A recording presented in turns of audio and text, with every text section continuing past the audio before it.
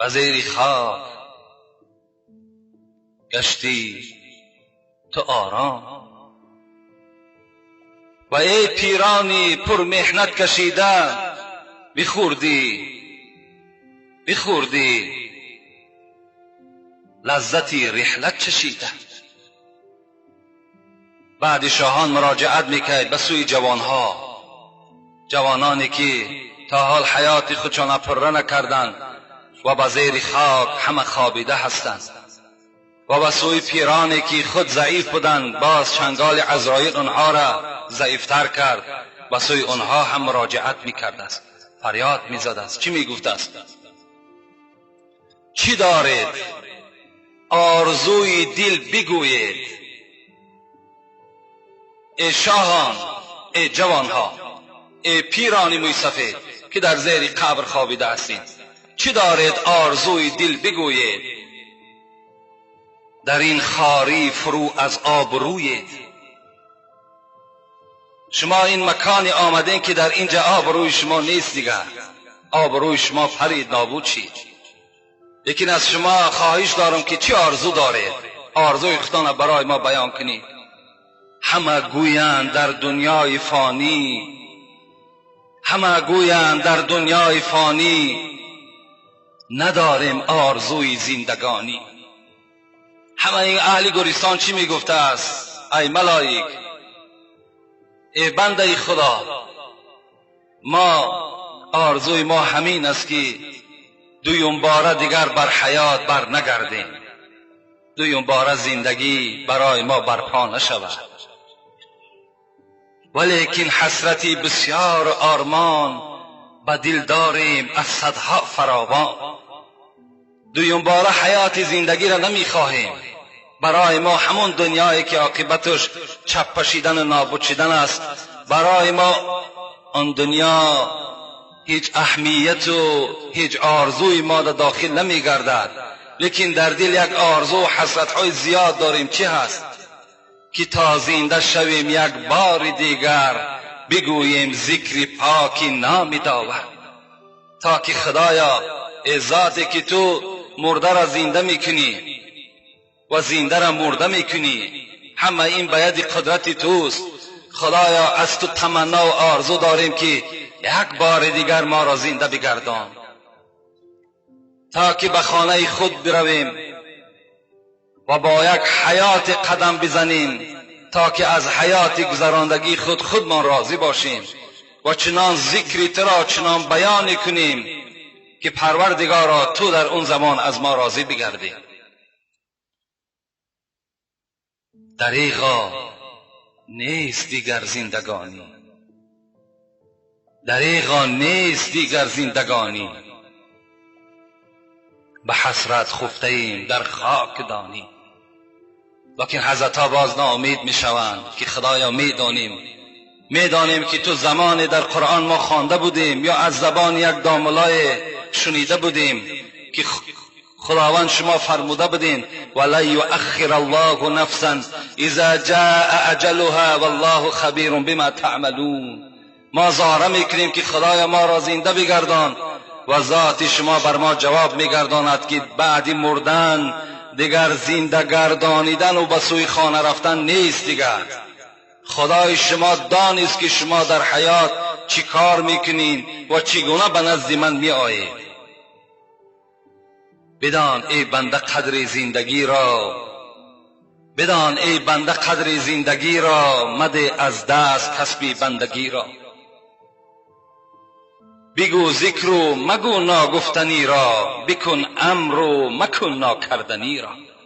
حضرت جنودی ما و شما را در آخر نصیحت کردند که ای مردم بیدار شوین، از پول دنیا دیده و از راحت دنیا دیده عمر قیمت است، عمر ارزشش به نهایت قیمت است. شما به قدر عمر خود برسین، زیرا که عمر رفت دیگر نمیگردد.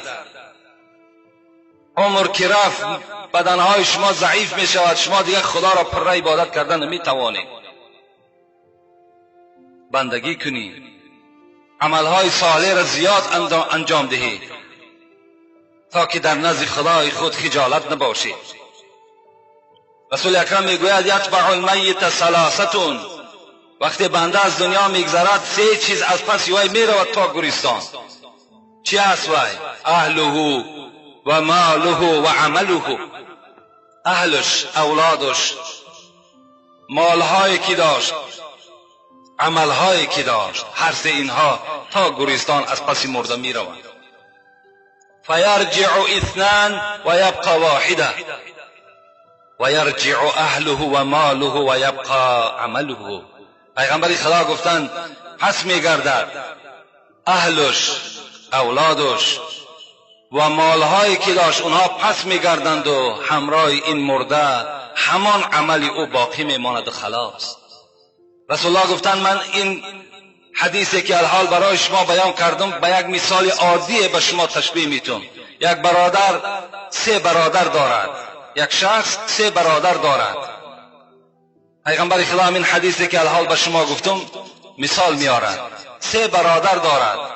وقتی که یک برادر بیمار می شود به سوی این سه برادر مراجعت میکند. به یکی از اینها برادر عزیز من الحال بیماری دارم که عاقبتش وفات است، تو برای من چی خدمت میکنی؟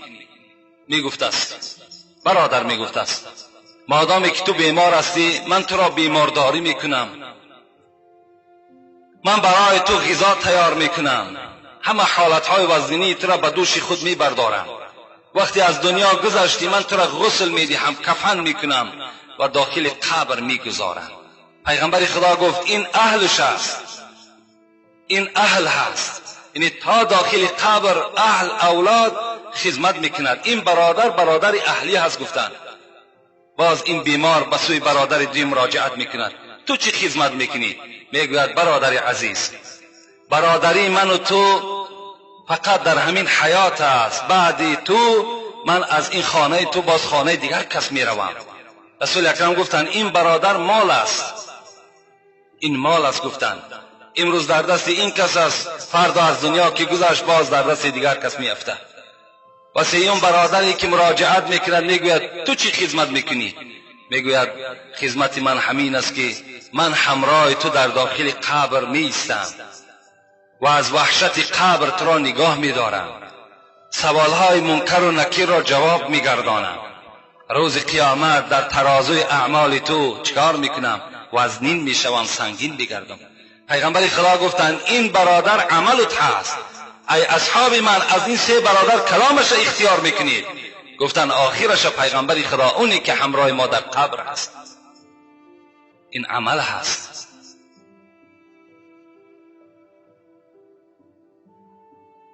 حضرت علی روز به یک وادی میگذشت با همراهی کمیل رحمت الله علیه. کمیل میگوید در یک وادی یک قبرستان را دید علی و جانب قبرستان گشت. گفت ای اهل قبرستان آیا برای ما یگان خبری دارید؟ دمی میگه خاموشی ساد. و بعد این باز علی گفت خبرهای ما بر شما این است که وقتی که شما دنیا را پدرود کردید مالهای شما تقسیم شد، فرزندهای شما یتیم شدند و زنهای شما شوهر کردند. این خبر ما بر شماست. آیا یگان خبری از شما بر ما هست؟ حضرت کمیل میگوید حضرت علی این سخن گفتند و گریان شدند. و بعد باز جانب من گشت و گفت اگر اهل قبرستان زبان می داشتند هر آینه می گفتند که از خدا بترسید و حق خدا را در حالت زندگی بجا بیارید. اگر اینها زبان می داشتند.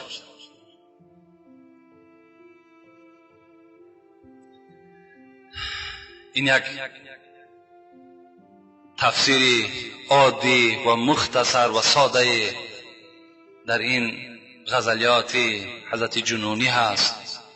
البته خلاصی کلام این است که ما و شما باید که با قدر حیات خود برسیم، نگوییم پیر هستیم، نگوییم جوان هستیم، نگوییم میان سال هستیم.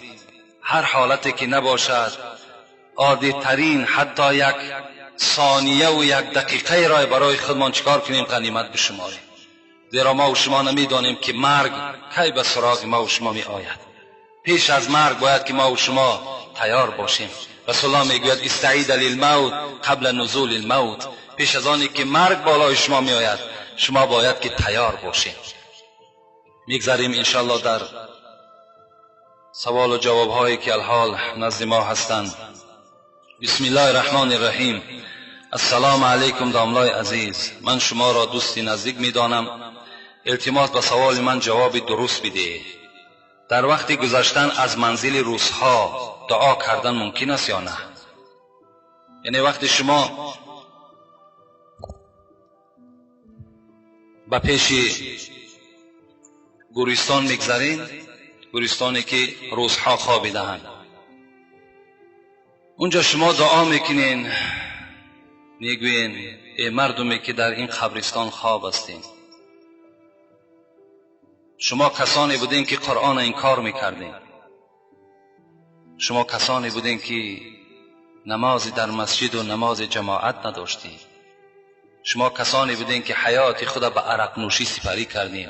وای به حال شما و آمین یا رب العالمین. این دعای شما در حق مزار اونهاست. وای به حال شما که شما دین اسلام اختیار نکردین. و اگر شما این راه را انتخاب میکردین، خدای شما گفته بود این الدین عند الله الاسلام، دینی که در نزد من نجات دارد این همون چی هست؟ اسلام هست. هر کسی که با اسلام از دنیا میگذرد در حق او ما دعا میکنیم خدای رحمت و مغفرتش بگرداند. وقتی انسانی که با اسلام هیچ خدمتی نمیکند، به ضمن خدمت باز دشمنی خودش میآورزد، او لایق دعا هم ندارد.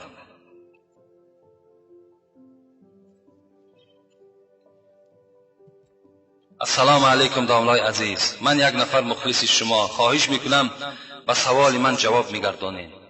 زن با طور شوخی با شوهرش میگوید در نبودن تو من با یک جوان زیبا بودم، با این طریق این زن گناه میگیرد یا نه؟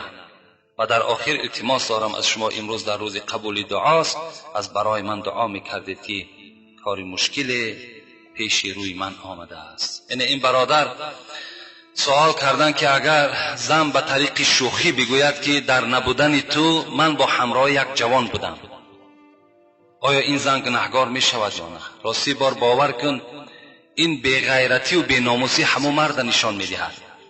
وقتی که زن نزد وی میگوید که من در نبودن تو با یک جوانی بودم، ادبگاه محبت ناز و شوخی بر نمی‌دارد.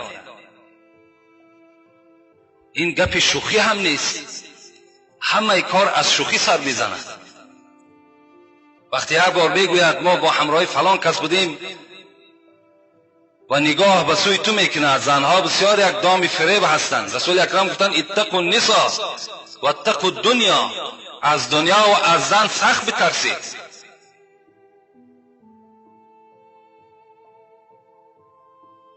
از این خاطر اولا این تماما معنی ندارد. باید زن اینقدر جرأت پیدا نکند که این سخن در نزد شوهر خود بگوید که ما با فلان مردی بودم، و این مرد اگر خنده کند این دیوس است و بگوید شوخی کرده است، خنده کند این دیوسی را نشان میدهد.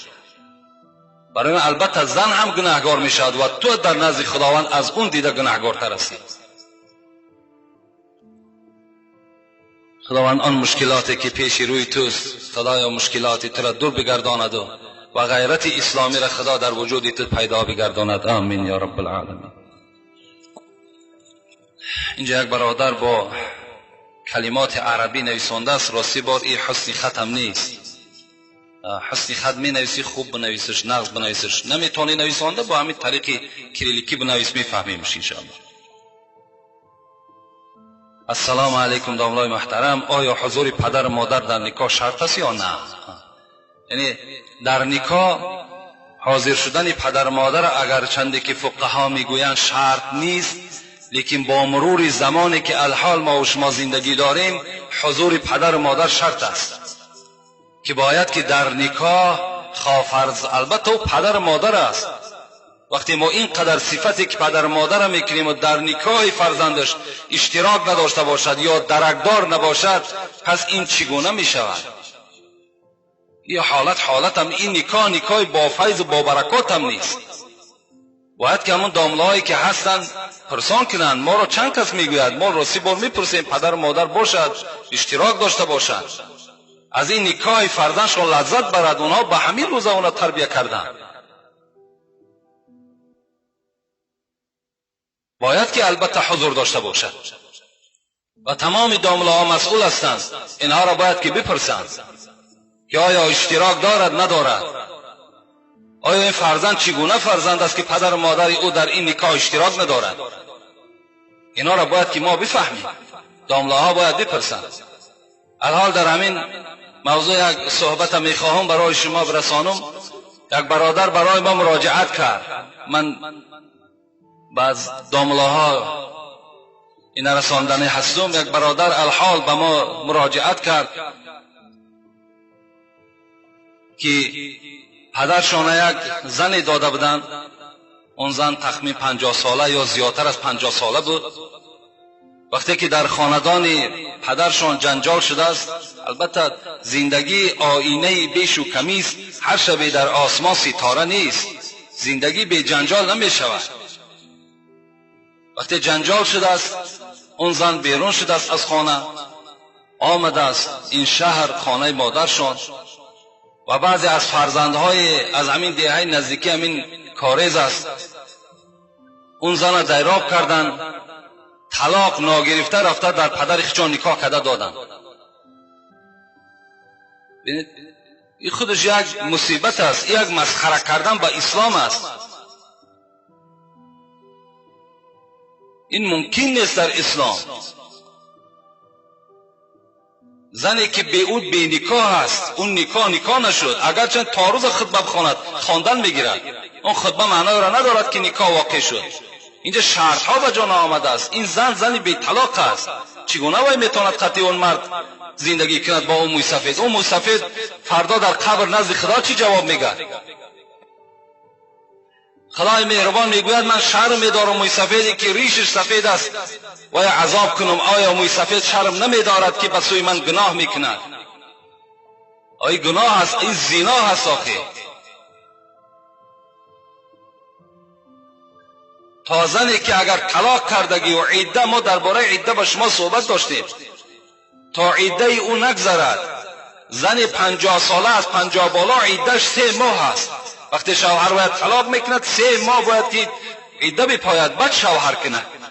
اگر در این مدت شوهر کند او شوهر نیست، این نکاح نیست. همخوابگی اونها همچنان است که زنا در راه خدا زنا کرده ایستادند. خوب میشود و کسی نباشد با او زن دیگر همخوابگی نکنند، اون زن جدا کنند.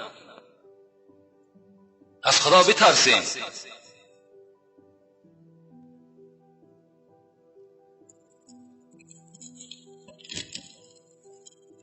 السلام علیکم داملای عزیز، من در دانشگاه شهر کلاب میخوانم. دکان دانشگاه به ما میگوید که من شخص مسلمان را شوم میبینم. در قرآن شریف آمده که دخترها مسجد رفتن منع است. دکان میگوید که من آدم دیندار را شوم میبینم. میگوید که قدم زدگی هم گناه است و با سر سجده میکنم، باز یک بار گناهگار میشم. من راستی با این سوال هم نفهمیدم، لیکن آمدن زنها در قرآن خبر داده باشد به مسجد، در قرآن هیچ آیتی نه آمده است که زن به مسجد نه آید. دکان دروغ میگوید. و دیگری که مثال آدم مسلمان بد میبیند، شوم میبیند، ایتری ابو جهلا پر است. ما برای هیچ غم هم نداریم. در هر زمان محمدی هم است، ابو جهلی هم هست. این مکان میگد به هر روی گل و خار اندرین باغ، که هم توتی در کار است و هم زاغ. این دنیا بیزاغ نمی شود. میکنم که سوال مرا با پررگی جواب گوید. در ماه شریف رمضان در 30 روز ماه دخترها با پسرها مابین روز ما بین روز در بختشکایی میکنن. فهم روزه نیست. وقتی که بختشکایی برای شما گفتم، مزار پرستی برای شما گفتم، فالبینی برای شما گفتم، اینها چیزایی هستند که برادرای عزیز از اسلام ما نیست. بزمی این باز شما در نزد خدا عاصی و گناهکار میگردین. با اینها رجوع نکنین. امروز اکثر سوداگرها در این مسجدهای ما و شماست، همون خارهایی که شما کلان کلان در دکانهاتون کشال کردین، این نشانه اون است که تو توفیق نداری، تو از خدا نمیترسی، تو ایمانی بر خدا نداری، تو فقط همون خار، از همون خار تو چی داری؟ حاجت و برکت دکان تا طلب داری. اون خارها را از دکانات دور کنی. نلهایی که در دروازه هاتون آویزان کردین اونها را دور کنی.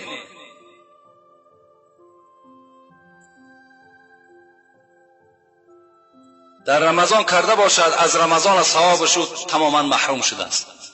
رمضان چیزی نیست که همین دهن بستی و تشنگی تمام به همین روزه بجا آمده باشد. نه، تمام اعضای انسان باید روزه دار باشد. بسم الله الرحمن الرحیم. السلام علیکم. که دامله حاجی میرزا، حمام رفتن مردها یک جای درست است یا نه؟ حمام، من برای شما چند حدیث اینجا نویساندم، میخوانم الحال خودتان ملاحظه کنین که حمام چی معنی داره. قال رسول الله صلی الله علیه و سلم: اتقوا بیتا یقال له الحمام. پیغمبر خدا گفتن از خدا بترسین و آن مکانی که نامش حمام است به اونجا قدم نزنید. قال یا رسول الله انه یذهب الدرن و ینفع المریض. صحابه گفتن پیغمبر خدا، حمام مکانی هست که چرک آدم دور میگردد و بیماری هایی که باشد از حساب حمام بیماری ها نابود میگردد. قال فمن دخل فلیستتر. پس مادام کدامی از شما میخواهد که حمام داخل شود، بایستا که ستر عورت بجا بیارد. رسول اکرم در آخر گفتند از این خاطر وقتی شما حمام میدرائین، جوانای عزیز یا پدرهایی که حمام میروین، اولا حاجت به حمام نیست. الحمدلله امروز یک سرپوشه داریم یا یک پیچکه داریم که در همون یک کمی همون را بتسپانیم، آب گرم کنیم، در همون سر بدن خدا بشوییم. از اوی که ما و شما در یک جمعیت داخل میشویم که همه اگرچه تو سطر داری لیکن اون دیگرها سطر ندارند، به نظر کردن اونها، به داخل شدن مکان اونها تو هم گناهکار هستی. حضرت سلمان فارس از ما و شماست، میگوید 3 بار گفتن حضرت مردن و زنده شدن را به عهده دارم، لکن نظر کردن به عورت یک برادر را اختیار نمیکنم. 3 بار حضرت گفتند مردن و زنده شدن را به عهده دارم. این مردن خیلی کاری مشکل است، جان دادن خیلی کاری مشکل است. این را به عهده دارم، لکن به عورت یک برادر نظر کردن را من برای خود اختیار نمیکنم. من کان یؤمن بالله والیوم الاخر. این نسائی هم روایت کردن، ترمذی هم روایت کردن، حاکم هم روایت کردن. چی گفتن؟ کسی ایمان بر خدا و ایمان بر روز قیامت دارد، چی میگوید؟ فلا يدخل الحمام الا بمئزر. پیغمبر گفتند داخل نشود حمام را مگر با ستر عورت. و من کان یؤمن بالله والیوم الاخر فلا يدخل حلیلته الحمام. کسی ایمان دارد، ایمانی بر روز قیامت دارد، ایمانی بر خدا دارد، با عیسی که اجازت ندهد که زنی او حمام رود. برای زنی وی هم داخل حمام شدن هم اجازت ندهد. فقط ستر عورت. اینم یک حالتی اگر ناگوار برای شما باشد و اگر حمام هم اختیار میکنید، جایی دارد تنها برای هر آدم، اونجا را برای خود اختیار کنید. برای جمع بین جمعیت و ترک سطر کردن، شما اگر روز جمعه باشد از جمعه تماما بالکل از ثوابش محروم هستید. اگر در روز جمعه رفته در حمام باز با یک بدنهای لوچ، یا اینکه اگر سطر عورت هم داشته باشی پهلوی تو لوچ باشد، تو از ثواب جمعه محروم هستی.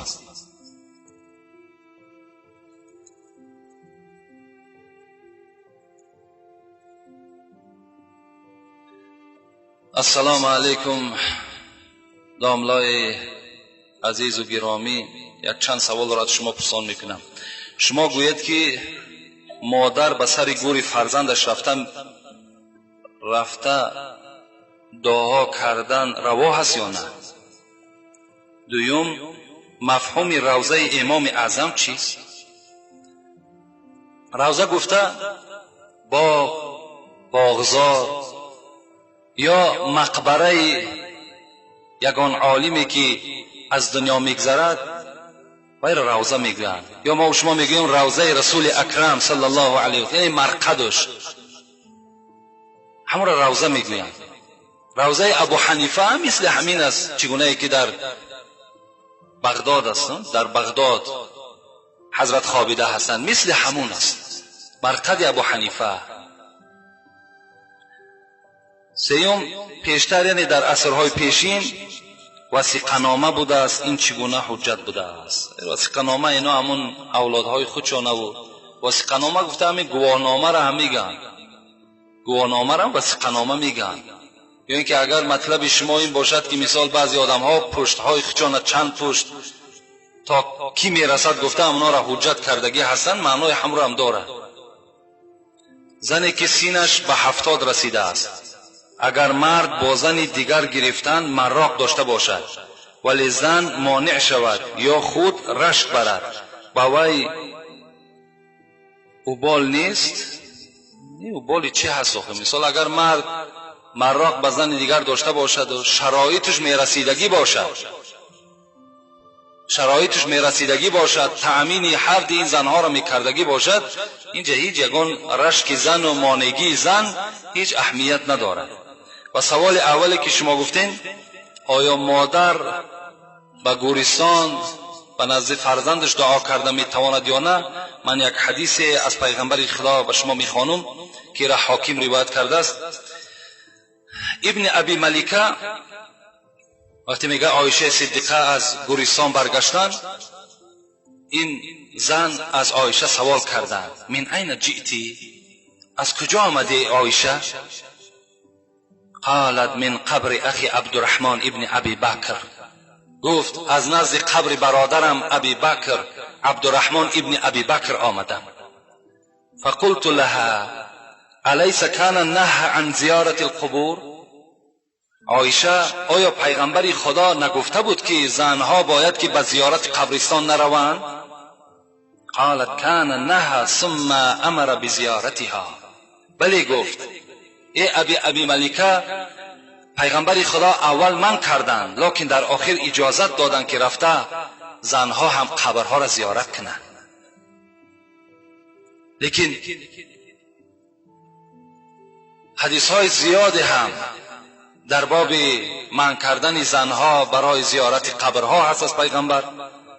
لیکن امروز حاجت به سوی قبرستان رفتن زنها را هم در مذهب ابو حنیفه میگوید خاطرش این است که اینها طاقت صبر ندارند و در داخل قبرستان که جزا و فضای زیاد میکنند، از این خاطر گفتن نرفتنشان بهتر است. و وقتی که اگر میروند باید که سطر اسلامی داشته باشند. لیکن از همه بهتر همین است که هیچ حاجت نیست در همون خاندان دعا کنند، در حق فرزنداشون دعا کنند، انشاءالله خداوند دعای اونها را میرساند. شرط نیست که همون قبرستان یا که مزارها در مثال ما و شما همین زنهای ما و شما آباد گیرند، هیچ حاجت نیست. سلام داملای شیرین سخن، از شما خواهش دارم که به این سوال من جواب گردان.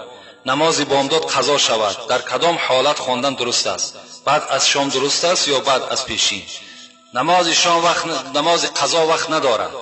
بامداد قضا شد تا پیشین میخوانی، بعد پیشین میخوانی، پیش عصر میخوانی، بعد عصر میخوانی، بعد شام میخوانی، همه صورت جایز است. کدام حالتی ده که نماز قضا را میخوانین البته جایز میشود، درست میشود.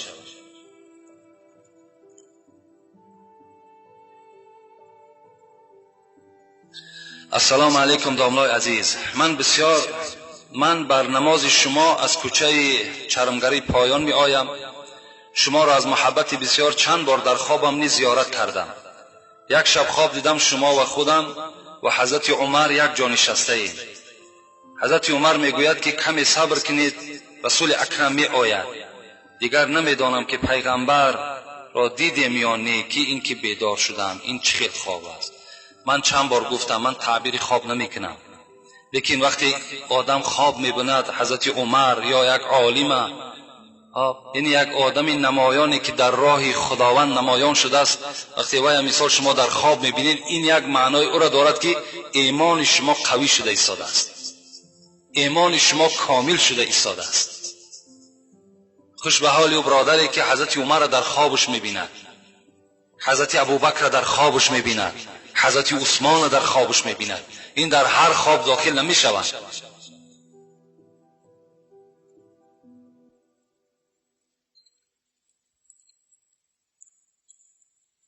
داملای شیرین سخن عزیز، خداوند سخن از خداوند و بعد از جماعه مسلمین که در حق فرزندان همه و در حق فرزندان من دعای خیر کنید که دعا طلب کردند از غرب و مهربانی های پدرشان.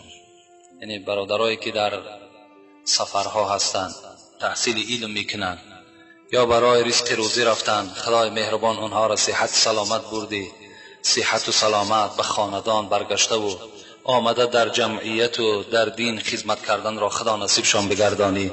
آمین یا رب العالمین.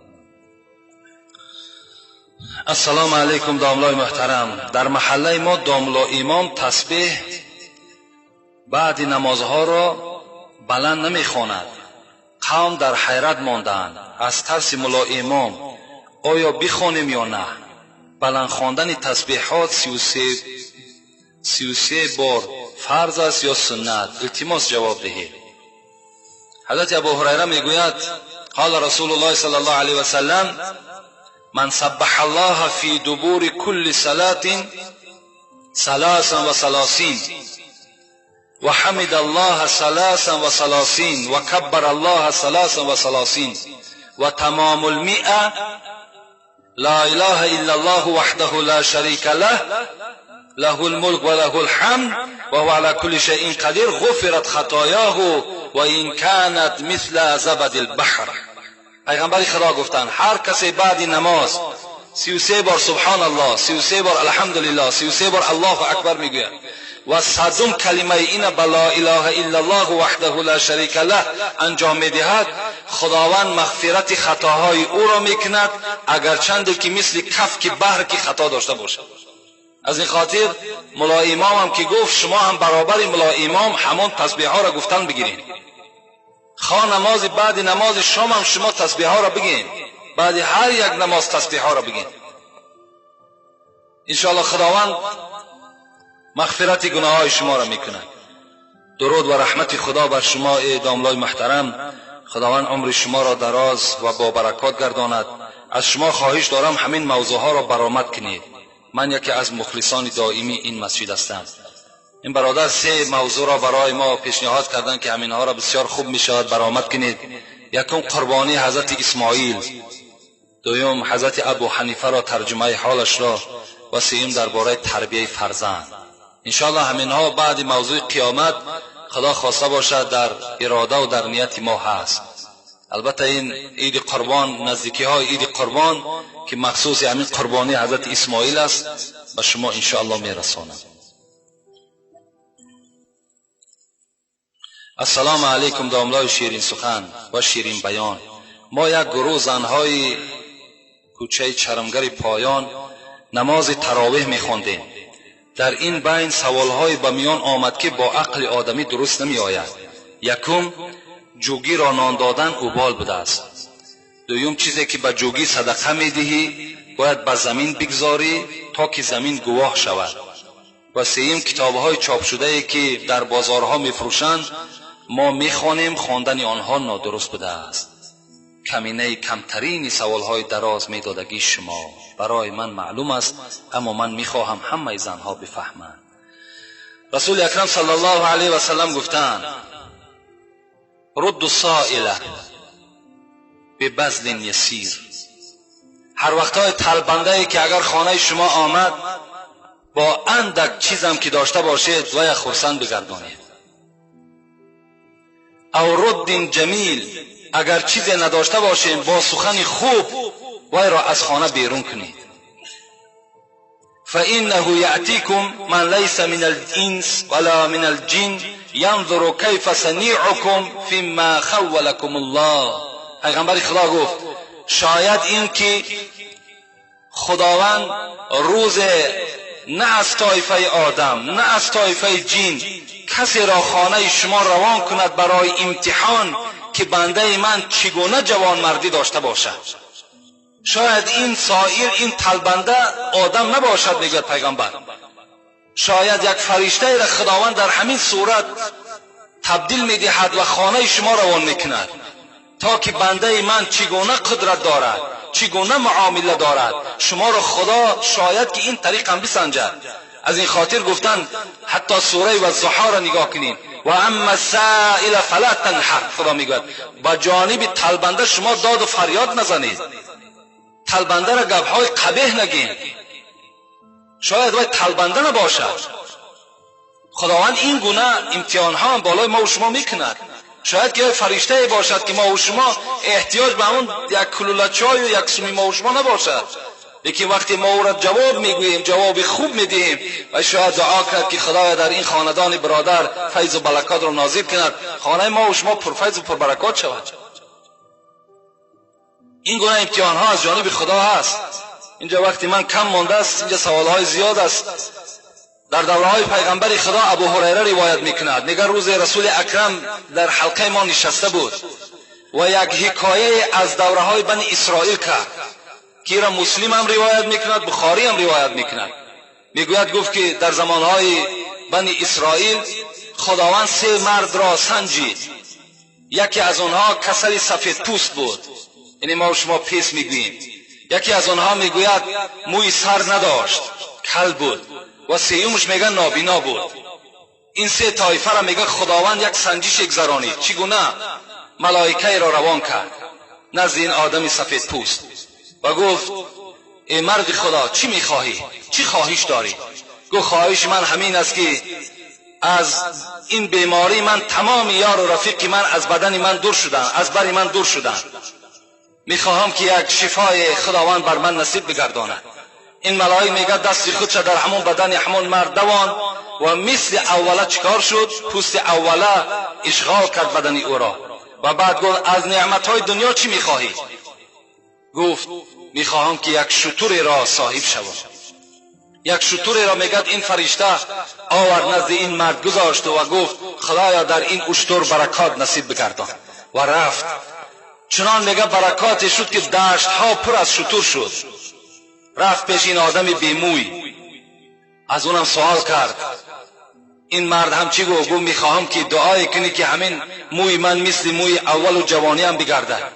میگه همچنان دست در بالای سری وی دوان، موی سر مثل اوله شد. گفت از نعمت دنیا چی میخواهید؟ گفت میخواهم که صاحب یک گاو باشم. حالا میگه یک گاو برای او آوردن دادن و دعا کردن خدایا در این گاو مال تو برکت شود. دشت ها پر از گاو مال شد. میگه آمدم پیش آدمی نابینا، گفتم تو چی میخواهی؟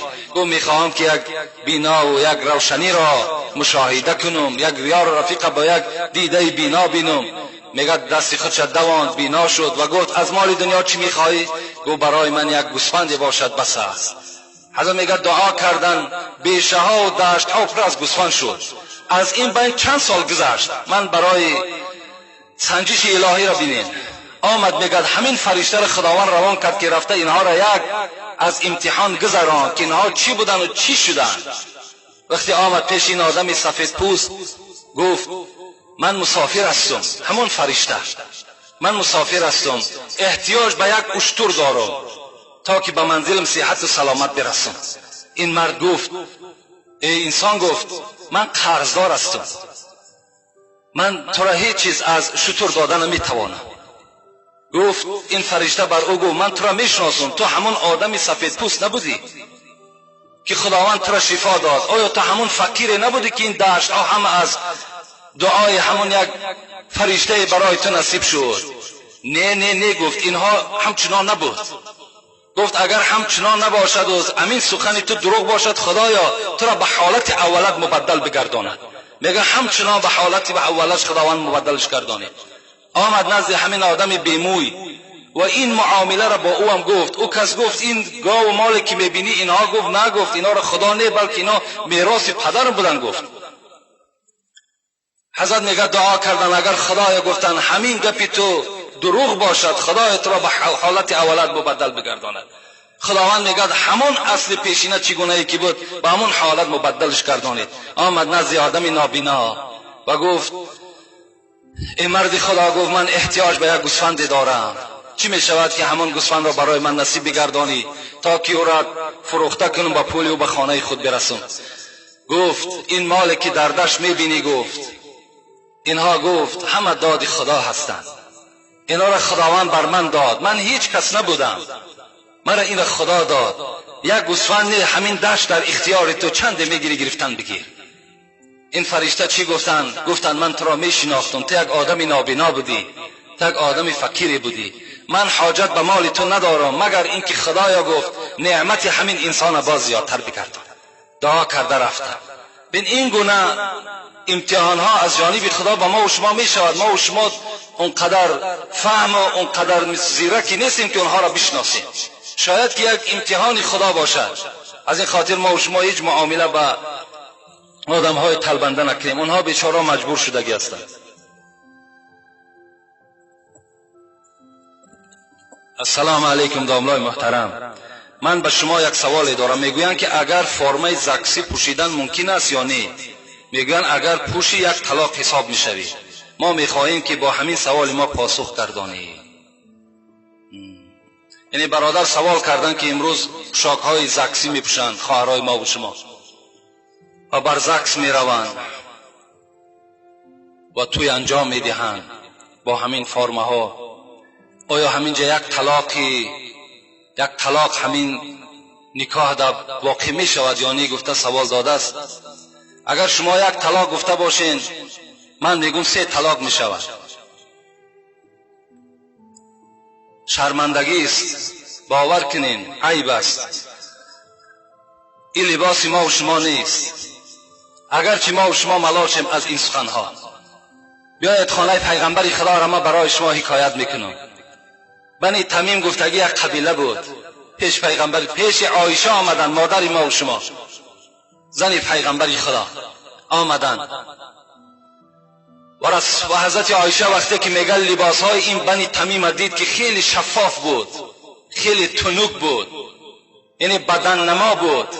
میگه حالت حضرت خیلی تغییر یافت و گفت این کنتون مؤمنات فلیس هذا بالثياب المؤمنات. ای مادرای عزیز، گفت اگر شما دعوا کنین که ما مسلمان هستیم، ما مؤمن هستیم، این لباسی که شما در بر کردین این نشانه مؤمنی و مسلمانی شما را نشان نمیدهد.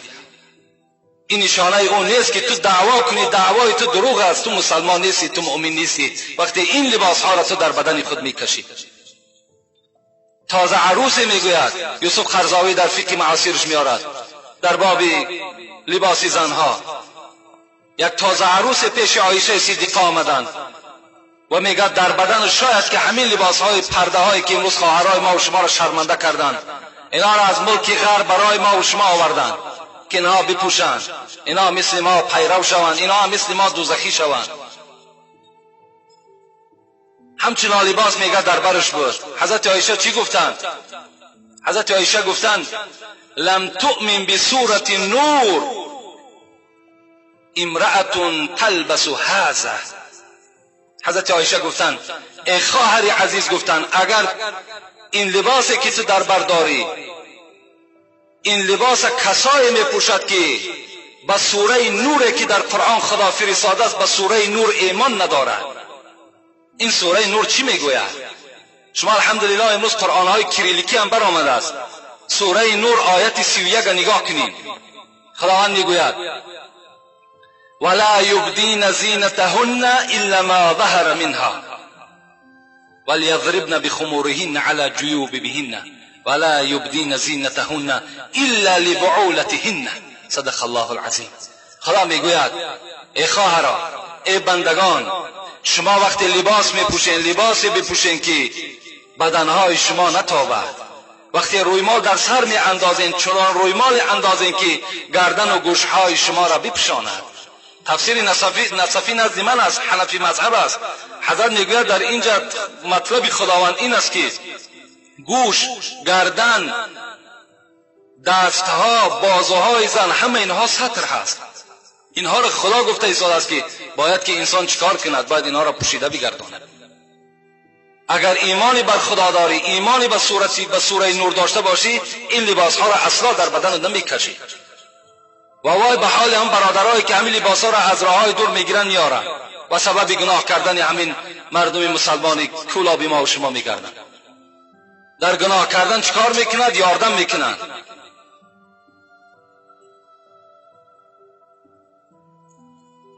من اهل النار کاسیات عاریات مائلات ممیلات لا يدخلن الجنة ولا يجدن ریحها و این ریحها من مسیرة کذا و کذا. پیغمبر گفت از اهل دوزخ است. گفت که ها زنهایی که کاسیاتون لباس دارن لکن لباسی دارن که عاریاتون بدنشان میتابد،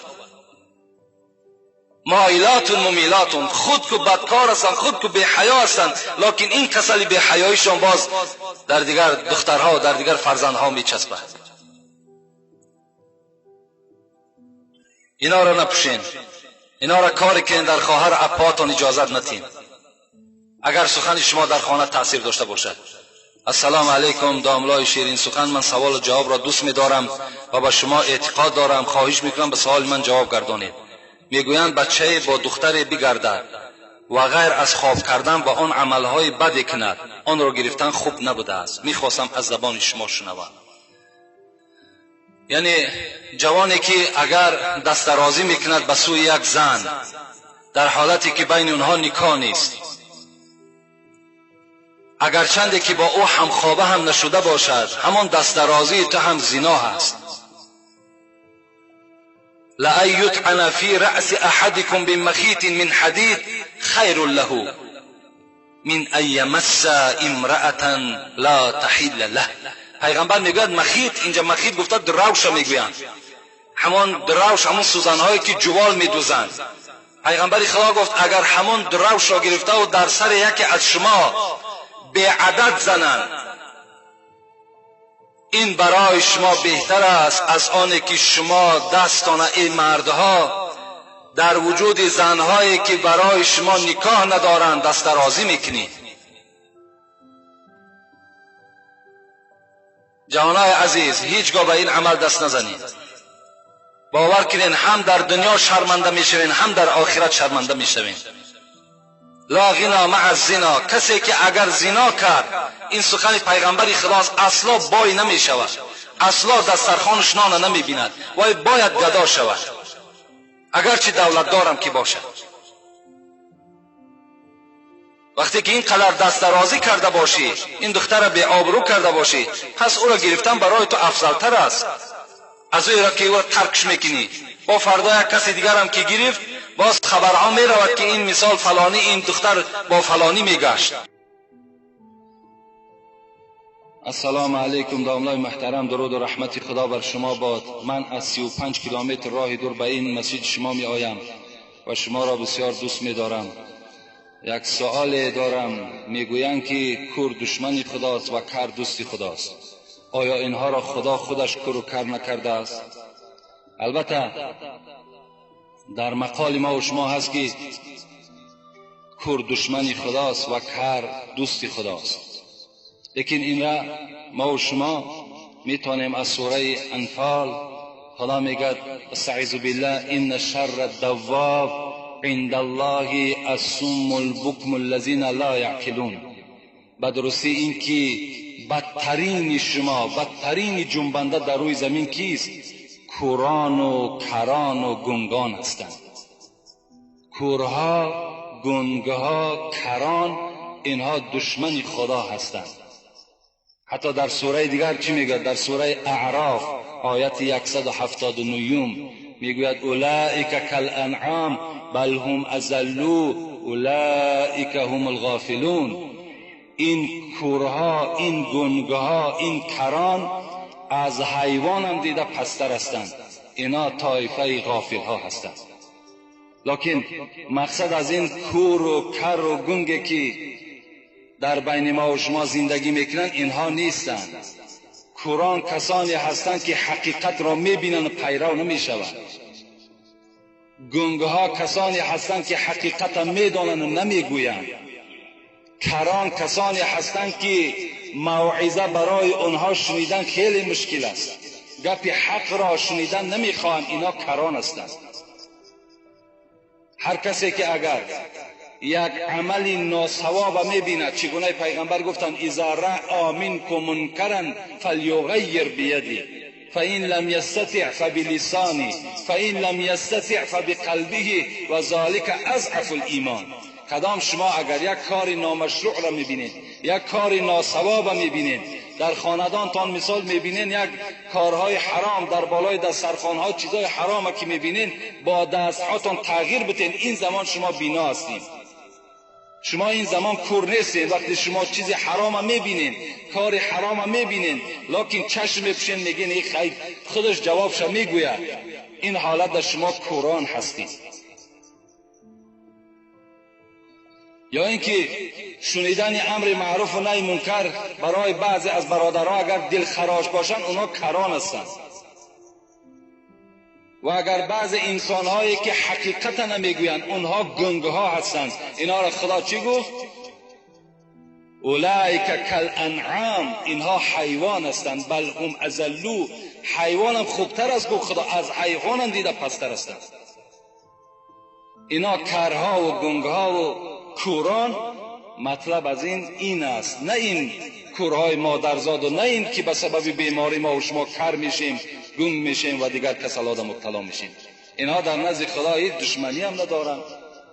اینا برعکس در نزد خدا اگر عابد باشند، عبادت کننده باشند، ثوابهای جزیل صاحب میگردند. السلام علیکم داملا که فخر ما هستی. درباره آدمهایی که دلآزار هستند سخنهای سخت و درشت میگویند. بسیارتر سخن گویید. آیا اسلام چی میگوید؟ اسلام ما و شما، پیغمبر خدا حدیث هایی که ترمذی روایت کردند که از نام ابو هریره هست، میگوید اکمل المؤمنین ایمانا احسنهم خلقا و خیارکم خیارکم لنسائهم. مکمل ترین شما از روی ایمان کیست؟ همان کسی که فعل خوب دارد، گفتار خوب دارد، رفتار خوب دارد. اینا گفتن پیغمبر خدا بهترین شما در بین شما به حساب می رود. نه آدمی که زبان درشت دارد، نه آدمی که دلآزار است. در دیگر حدیث که راوی اینم ابو هریره است، پیغمبر خدا میگوید ان المؤمن لا یدرک بحسن خلق درجه الصائم القائم. کسی که اگر فعل خوب دارد، گفتار خوب دارد، در نزد خداوند هر روز نویسانده می شود. اجر کی را، ثواب کی را؟ کسی که روز روزدار است و شب تا به روز نماز میخواند. کسی که روز روزدار و شب تا به روز نماز میخواند، چند قدر ثواب او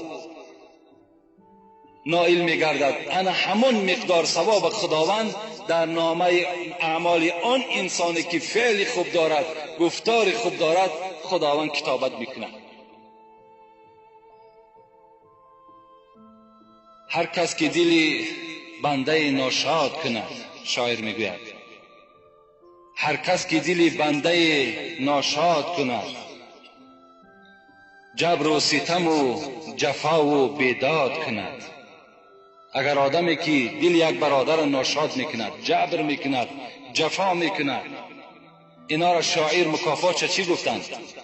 در حالت مرگ و وقتی جان کندن خود، با درد و عذاب داد و فریاد کند. کسی که حالت مرگ می آید بالاش، حالت درد بالاش می آید، این روزهایی که برای آزار مردم جدا کرده بود، این ساعت و این روزها را در نزد خدا جواب میگوید، داد میگوید، فریاد میزند. درد او باز چند میشد؟ دو چند و سه چند باز زیادتر میگردد. کسی که در دنیا اگر یعنی همین فعل دلازاری را داشته باشد، سعدی هم میگوید دل به دست آور که حج اکبر است، از هزاران کعبه یک دل بهتر است.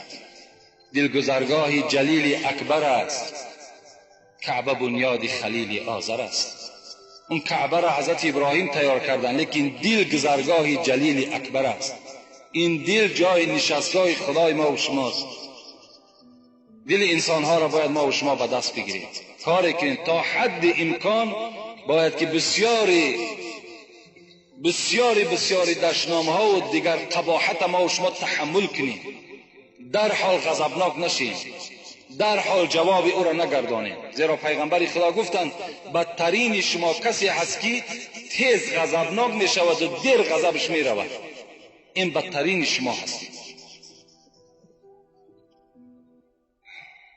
السلام علیکم حاجی داملا. تمام خانواده هایمان شما را دوست می دارند و کسیته های شما را هر جمعه گوش می کنند و انتظاری می کشند. من یک سوال دارم. عائله من نمازخوان است و در بازار سوداگر است و خود نیز در اداره دولتی کار می کنم و یک خواهرم نیز کارگر است. داملا اسلام برای کار کردن زن چی می فرماید؟ خواهش می کنم. یعنی اسلام مقابل نیست که خواهر و زنهای ما و شما کار نکنند، بلکه اولا چیزی که من برای شما خبر میدهم، خواهر ما و شما نفقه او در گردن پدر و مادر است، در گردن پدر است تا وقتی که به شوهر میبراید، و زنهای ما و شما را نفقهش در گردن ما و شماست تا وقتی که اگر طلاق میخورن تا حتی در عیده هم باشن اگر نفقهشان در گردن ما و شماست. از این خاطر اگر احتیاج به سوی مثال کار کردن نداشته باشند حاجت نیست. اگر دست رسا باشد، شرایطا باشد، میلش باقی ندارد. لیکن اگر یعنی علاج نباشد، مثل که امروز بیمارخانه ها احتیاج به سوی زنها دارد که ما و شما زنها را میبریم، نمیابیم یک مثال زنی را که همون زن ما و شما را تبابت کند. دل ما و شما به سوی مردها دور می رود. اگر باشد هم زنهایی که مثال مسلمانی که نمازخوان و خدا ترسی که اگر باز در همین بیمارخانه ها کار کنن، این البته ضروری است. اون زن از خانه نشستن در همون بیمارخانه کار کردنش ضرور است. لیکن اسلام ما و شما طلب میکند که همان زنهایی که به سوی بازار می روند یا به سوی کار می روند سطر اسلامی را باید که رعایت کنند.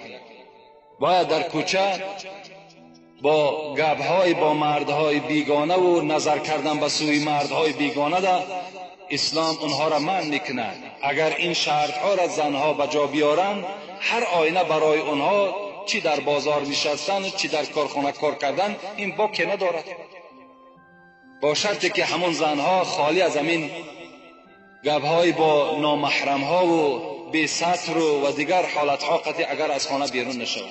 یک حدیث من نویساندم، میخواهم امین به سمع شما برسانم. پیغمبر خدا گفتند ایاک بالخلوة بالنساء والذی نفسی بیدی ما خلا رجل بامرأة الا ودخل الشیطان بینهما ولأن یضحم الرجل خنزیرا متلطفا بطین او حماءة خیر له.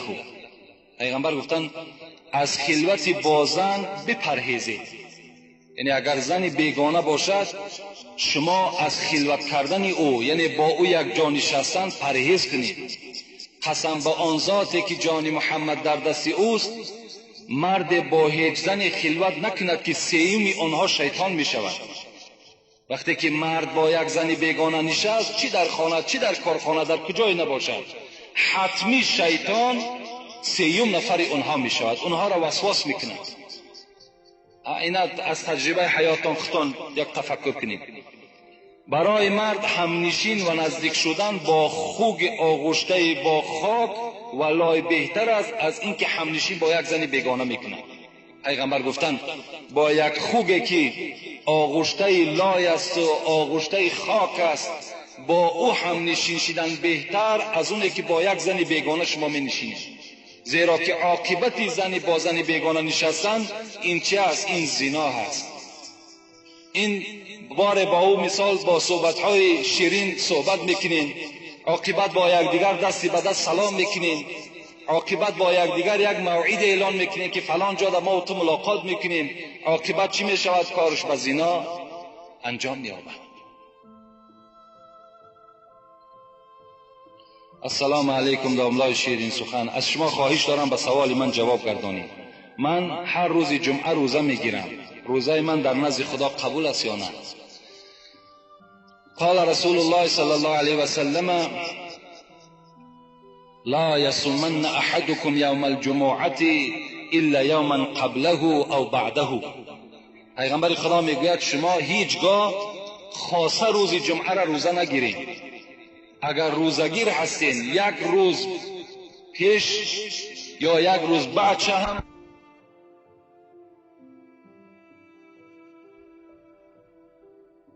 در نماز با هر طرف نگاه میکنن، این چی میشود؟ آیا نمازشان ثواب دارد یا نه؟ در مسئله نماز ما که چند بیگاه شد بین قوم خود صحبت ها داریم، مسئله های نماز داریم بیان میکنیم. در نماز وقتی شما بی پروا باشین، به نماز وقتی اهمیت ندهید، یعنی وقتی نماز خواندن سجدگاه را نگاه نکنین، بلکه به هر طرف شما توجه کنین و خاطر شما پریشان باشد، این صورت در نماز شما هیچ ثواب باقی نمیماند، هیچ ثواب. زیرا یگانه عبادتی هست که گناههای شما را خداوند به سبب این نماز مغفرت میکند. یگانه عبادتی هست که شما با این نماز با خدای خود پیوست میشین و راست میگویید. حاتم اصم خدا رحمت کند در کتاب میگوید که وقتی که در بالای جای نماز می ایستاد، از او پرسان میکردند چگونه نماز ادا کردی؟ میگفت وقتی من بالای جای نماز می ایستم فکر میکنم که خانه کعبه در پیش من ایستادگی است. وقتی که من در عبادت می ایستم همچنان تصور میکنم که در پس پشت من عزرائیل ایستادگی است. این زمان یا زمان دیگر جان من را قبض میکند. وقتی من بالای جای نماز می ایستم فکر میکنم که بالای پول صراط ایستادگی هستم. این حاتم اصم میگفتند. یا امام بخاری از ما و شما در ترجمه حالش چی میگوید؟ میگوید وقتی نماز میخوان، در یک حکایش میارد که وقتی نماز بود کرد، حضرت میگوید بدن خود چه خبر گرفت، گفت بدن من بسیار سوخته کرد. وقتی نگاه میکند 17 زنبور 17 نیش زده است. 17 نیش در بدن حضرت امام بخاری زدگی بود. بعد نماز وقتی نگاه میکند میگوید که شاید زنبور باشد. در حالت نماز یعنی حتی درکدار نمیشده. امام غزالی خدا رحمت کند میگوید ان المصلین کثیر والخاشعین قلیل. نمازخوان بسیار است، الحمدلله. ببین همه نمازخوان است، لیکن کسی که از تحت تل نماز میخواند میگوید کم است. آدمایی که با خشوع نماز میخوانند اینها کم است میگوید امام غزالی. والحاج کثیر والبار قلیل. حضرت باز چی گفتن؟ گفتن حاجی هم خیلی زیاد است، لیکن حج کی قبول شده است و حج های کی ها قبول میشن اینها خیلی کم هستند. و طیر کثیر والعندلیب قلیل. حضرت باز چی گفتن؟ گفتن که پرنده در دنیا خیلی زیاد است، لیکن بلبل کم است. والعالم کثیر والعامل قلیل. عالم هم خیلی زیاد است، لیکن عالم عمل کننده کم است. امروز الحمدلله در بین ما و شما عالم ها زیاد است، لیکن خدا داناست عمل اونها را که تا چه اندازه اونها عمل میکنند. باز بسیار فتنه ها و بسیار نافهمی هم از طرف عالم ها رخ میدهد.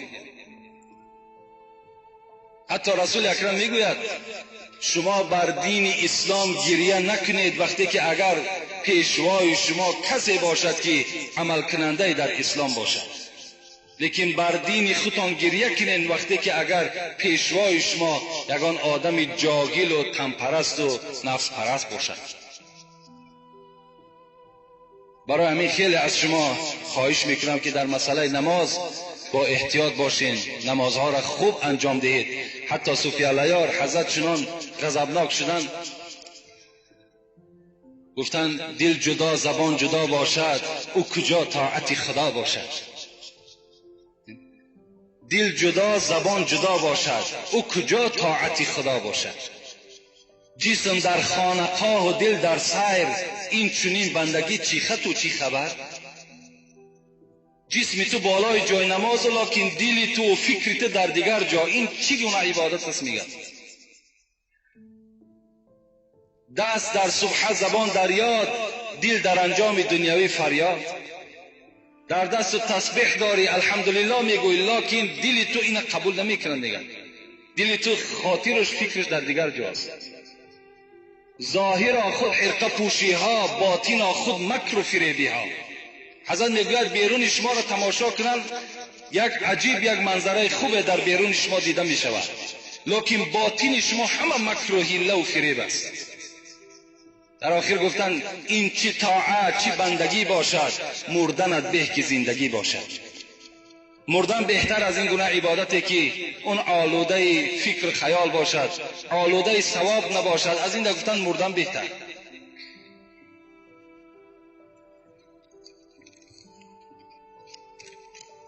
السلام علیکم داملای محترم. ما یک گروه قوم مسجد از قفای ملای خود نماز میخوانیم، لکن داملای ما نماز شام را میخواند و سله‌اش را مانده از مسجد برآمده میرود. این کار قریب هر بیگاه تکرار میشود. ما با او گفتیم که این کار را نکن، میگوید که میگیم که ترک فرض است، لیکن به ما اهمیت نمیدهد و معاونش را میگوید که نماز را خوانید. التماس داملای محترم، آیا ملای ما گناهگار میشود؟ با آیت قرآن گویید.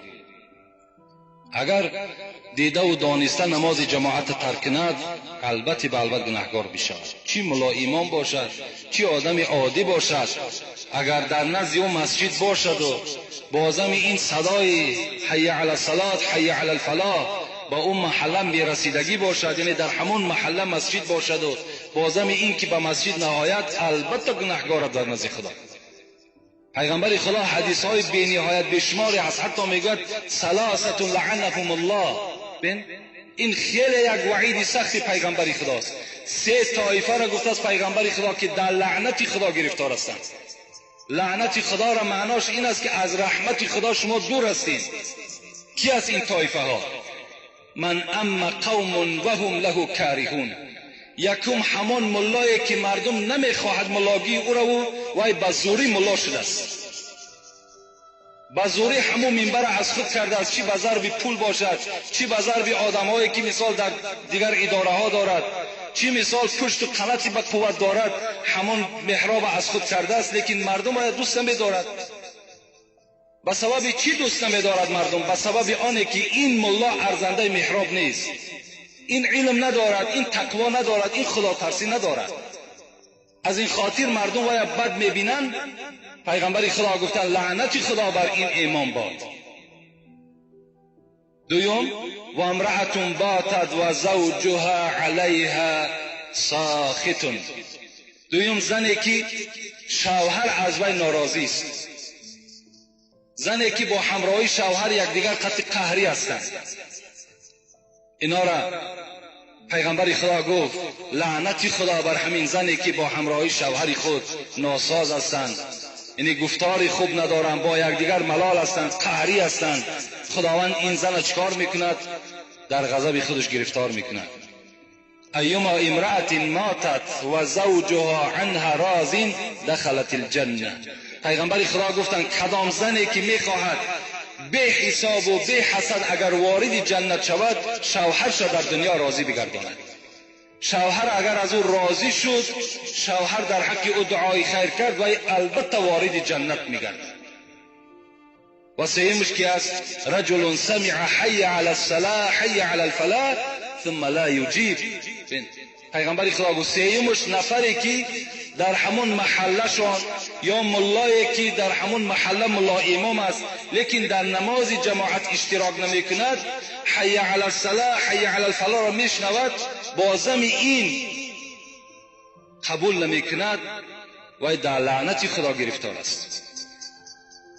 حضرت ابو هریره میگوید که لئن تملأ اذن ابن آدم رصاصا مصاب، اگر در گوش فرزند آدم سرب آب کرده بریزند خیر له من ان یسمع النداء ثم لم یجیب، این برای او بهتر است از اونه که در محله مسجد هست در نماز جماعت اشتراک نمیکنه. اینا خیلی یک وعیدهای سختی است از جانب پیغمبر ما و شما در حق کسانی که نماز جماعت ترک میکنن. امروزا اکثر جوانها نمازهای جماعت ترک میکنن. در بسیاری از مسجدها شاید سببش همان پیشواشون باشد که در مسجدها، در بعضی از مسجدها جوانها کم دیده می شود، حالان که خدا را شکر اون قدرت و توانایی و سلامتی که در جوانهاست در پیرانسالها نیست. برای همین البته از همه شما خواهش دارم که در نمازهای با جماعت اشتراک کنین، انشاءالله ثواب خیلی زیاد میگیرین. اگر شما دیده و دانسته نماز جماعت ترک کنین در نزد خدا مسئول هستین، گناهگار میشوین. حتی خدا رحمت کند همین صاحب مسلک میگوید به خصوص آن گزیده دو صحرا خاتم انبیا حبیب خدا، وقتی آخر که ماند از پا باز گوشی او را رسید بانگ نماز، گفت بر مرتضی مرا بردار جانب مسجد جماعت آ. از حیات آخر پیغمبر حکایت میکنه، زمانی که پایهای حضرت دیگر کار نمیکرد. حضرت علی در خدمت پیغمبر خدا بودند، گفت بر مرتضی مرا بردار جانب مسجد جماعت آ. مصطفی که به خادمی سر داشت، مصطفی را به پشت خود برداشت.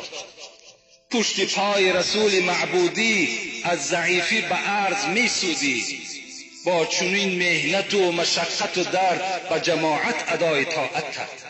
بن حضرت در حالتی که زمان یا یک حالت پس از دنیا میگذشتند، ابوبکر صدیق پیش گذاشتند، حضرت پیش در آمدن نماز خواندند و پیغمبر خدا از پس ابوبکر اقتدا کردند، لیکن نماز جماعت اشتراک کردند.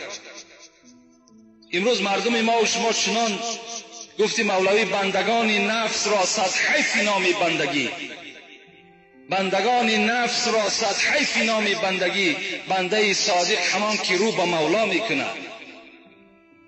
بی خبرها در فریب عشرت امروزند، با خبرها روز و شب انجام فردا میکنه. امروز بندگان نفس ما و شما شدیم. اگر در کدام معرکه که فوق‌العاده به گوش ما رسید که در فلان جا معرکه است، چی بامداد باشد چی پیشین باشد، حتمی در مسجدش نماز جماعت میکنیم، خاطر همون معرکه همون آدم. لکن از اون معرکه که در جنت خدا برای تو آماده کرده است، از اون معرکه تو چی هستی؟ بیخبر هستی. با یک شوربای پخته است ناپخته این مرد چند کیلومتر طی کردی آمدی، و لیکن برای اون طعامهای بهترین جنت هیچ اهمیت هم ندادی. السلام علیکم. دامنای شیرین سخن میخواهم به سوالهای من روشنی اندازی. اگر شخصی که در زمستان احتلام شود، سحر خیزد که آبی گرم نیست، اگر آب گرم کند وقتی نماز میگذرد، این شخص تیمم کند ممکن است؟ تیمم یعنی خلیفه طهارت است نزد عاجز آمدن از آب. یعنی اگر شما آب نیافتین میتونین که تیمم کنین. خب اول مرضین، یا اینکه اگر بیمار باشین که آب خنک در بدن شما زلال میرساند، این زمان هم شما میتونین اگر آب گرم نباشد تیمم کنین. او بردین یا آب خنک است. از جهت خنکی هم فقه حنفی میگوید که اگر آب خنک باشد و وقتی نماز رفته ایستاده است، اگر تو از پی آبازی شوی و وقتی نماز میگذرد، این حالت شما میتونین که تیمم کنین و نماز ادا کنین. باز برای وسیع‌تر همین موضوع برای کسی لازم است آمده گپ میزنی، انشاءالله باز برای تو معنی داد میکنی. یعنی الحالش همین قدر شما بفهمین که یعنی آب خنک اگر در وجود شما زلال نرساند، این صورت تیمم برای شما جایز نمی شود. لیکن اگر آب خنک بر وجود شما ضرر میرساند، این صورت آب گرم کرده استفاده کنید. لیکن گرم کردن در شرایط نباشد، این حالت شما میتونید که تیمم کنید. شخص جنوب با یک تیمم هم غسل و هم طهارت کنه، درست است. البته آدمی که همون جنابت در مبتلا شده است، همون تیممی که میکند همون کفایت کننده است، هم برای جنابتش و هم برای طهارتش. یعنی با یک تیمم تو البته از جنابت هم پاک میشی، باز صاحب طهارت هم میشوی. لیکن نماز که خواندی الکی تو قدرتی بر آب داری، این صورت در آب گرم میکنی و آبازی میکنی، باز به نماز دیگر تیار میشوی. شخص در نماز 4 رکعته لایق شد که قعده آخر بود، امام سلام داد و اون شخص نماز را دوام داد. با جماعت داخل شده است یا نه؟ البته داخل شده است. کسی که در کدام رکعت نماز اگر می آید امام در می یابد، اون البته از نماز جماعت حساب می خورد. حتی شما از همان خانه قدم میزنین به سوی مسجد، آمدین که نماز جماعت دایراب هم که نکنین، شما ثواب نماز جماعت گرفتین. حتی که پیغمبر خدا میگوید که نگاه میکنین که وقت کم است، شما در راه ندوین، حتی برای نماز جماعت ندوین، بلکه آهسته آهسته قدم زنان به مسجد بیاین. اگر چی بود کردن میلش خود تنها میخوانی، تو در حکم جماعت هستی، تو ثواب جماعت میگیری.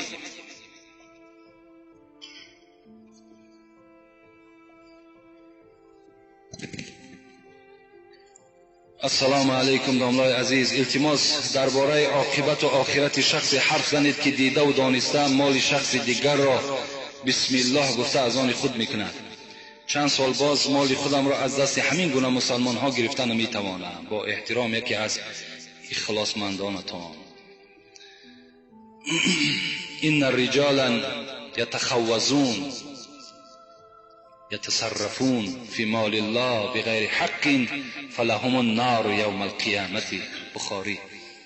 امام بخاری در حدیثهای خود بیان میکند که کدام مردی که مال یک برادرش تصرف میکند بغیر حق میگیرد، یقینا انتظار باشد که آتش دوزخ منتظر وی است.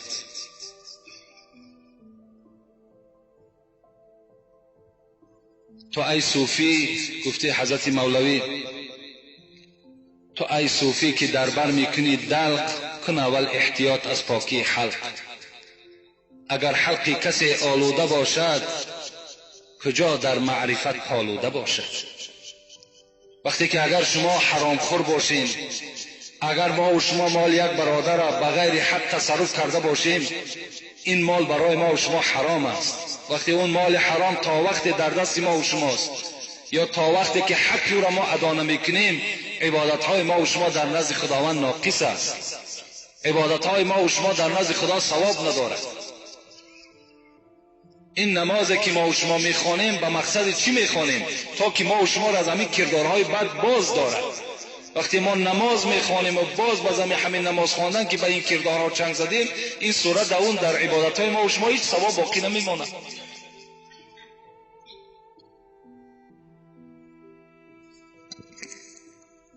السلام علیکم داملای شیرین سخن، من از شما خواهش دارم با همین سوال من جواب دهید.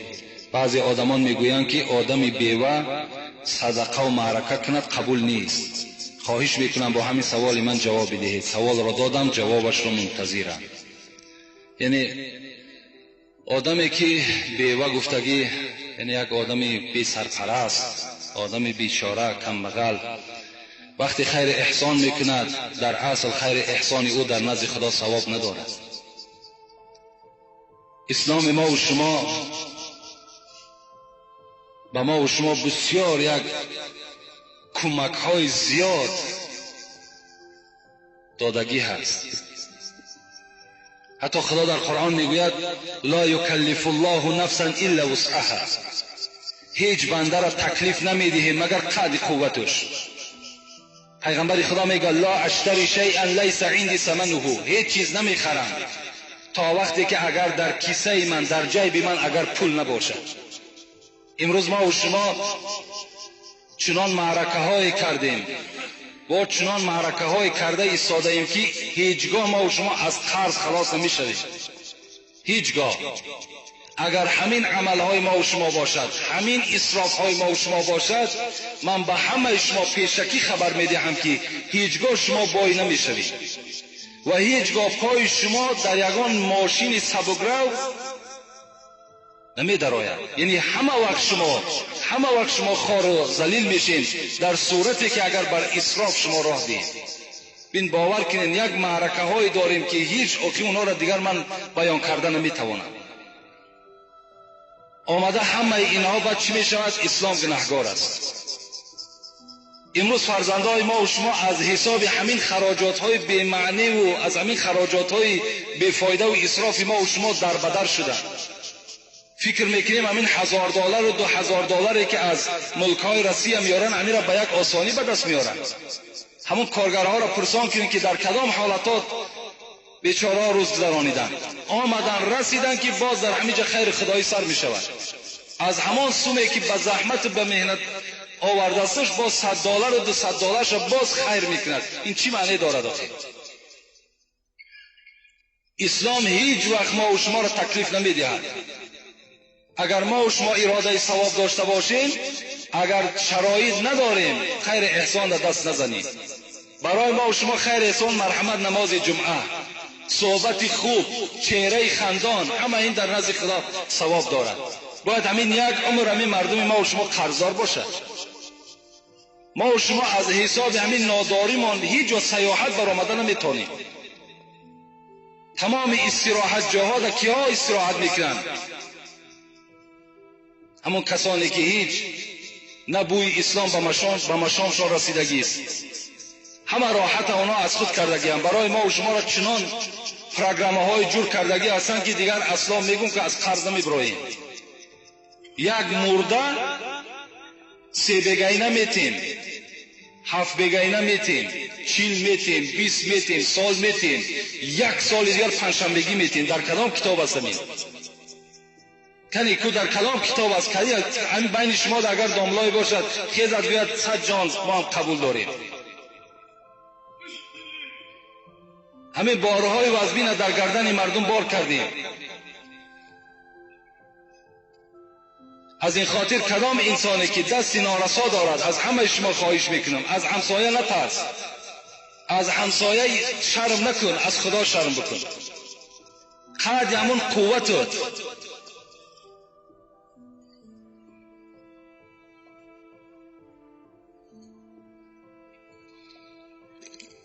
این است خاص اسلام ما و شما. حتی پیغمبر میگوید ابدا بنفسک فتصدق علی. اولا نفس خود تسیر کن، اول خودت از لباس و از خوراک خودت تأمین شو، بعد از آن زن و فرزندها تا تربیه کن، بعد از آن خیش قومیت تا برسان. وقتی که اگر دستی تو از همه اینها که زایتی شد بعد مرحمت بیرون برا، خواه همسایه میره، خواه کجای ده که خیر احسان میکنی. السلام علیکم داملای عزیز. موی سفیدانی پیشترم میگویند که در شب چهارشنبه باید که بازن خواب خیز نکنی. راست است. باز میگویند که در روی الافزار بازنت علاقه جنسی نکنی، زیرا فرزندی ناصالح میبراید.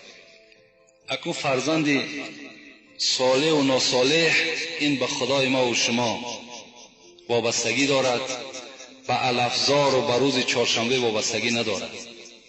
اینا هیچ دلیل اصل ندارد، هیچ دلیل اصل ندارند که در روز چهارشنبه یا روز دوشنبه مثال بازن خانه‌داری کردن دیگر هست. اینا هیچ معنی ندارد. هر کسی که قدرت دارد، خواه در روز است، خواه در سحر است، خواه در پیشین است، در کدام حالتی که نباشه مالی توست، مرحمت استفاده کردن بگیر. اینا هیچ اصل ندارن. سخنان گفتن، حضرت گفتن، صاحب 4 کتاب گفتن، لیکن به اساس است، اصل ندارد، دلیل ندارد. شاید که همون صاحب 4 کتاب همین را نگفته باشد، شاید همین اسرائیلیت باشد، همین را دشمنان اسلام برای مسلمان ها ممکن که داخل کرده باشد، تا که همون روز چهارشنبه شاید که مثال همون مرد اشتهای زیاد داشته باشد. اسلام منش کرده است، گفته است دیگر همین نعمت بعد محروم می شود. السلام علیکم داملای شیرین سخن. من یک شخصی نزدیک دارم که او زنش را طلاق کرده است و با ما همدیگر مصلحت کرده تا طلاق مرا هیچ کس نفهمد. گفته با همدیگر زندگی دارند و بعد از طلاق از آنها پسر بچه به دنیا آمد. از شما خواهش میکنم که به این سوال جواب درست دهید که تا اینکه با واسطه دیگر شخص من جواب این سوال را به اون انسان برسانم. خیلی پنهان خدا در قرآن میگوید این تبدوا ما فی انفسکم او تخفوه یحاسبکم به الله. شما چی پنهان عمل چی عملی را در پنهانی انجام میتین، چی عملی را در آشکارا انجام میتین، از همه این خدای شما با خبر است. پنهانش کرده است. مثال با زن طلاق کرده شده که زندگی میکند، زندگی و البته حلال نیست. اون فرزندی که به دنیا آمده است، او فرزند الکه ولد زنا هست. اون بیچاره الکه یک داغ در وجود او جایگیر شد. این کارها آینده آشکار می شوند و همون فرزند بیچاره که هیچ گناه ندارد زیر ملامت رفیقاش گرفتار می شود. برای همین بهترین صورتش همین است که این پنهان کن در کار نیست، بلکه در مفتیات رفته عریضه کردن در کار، مراجعت کردن در کار. راهاش باشد مرحمت، راهاش نباشد باز یگان توصیه دیگر همون صاحب فتوا هستن و شما توصیه میکنند.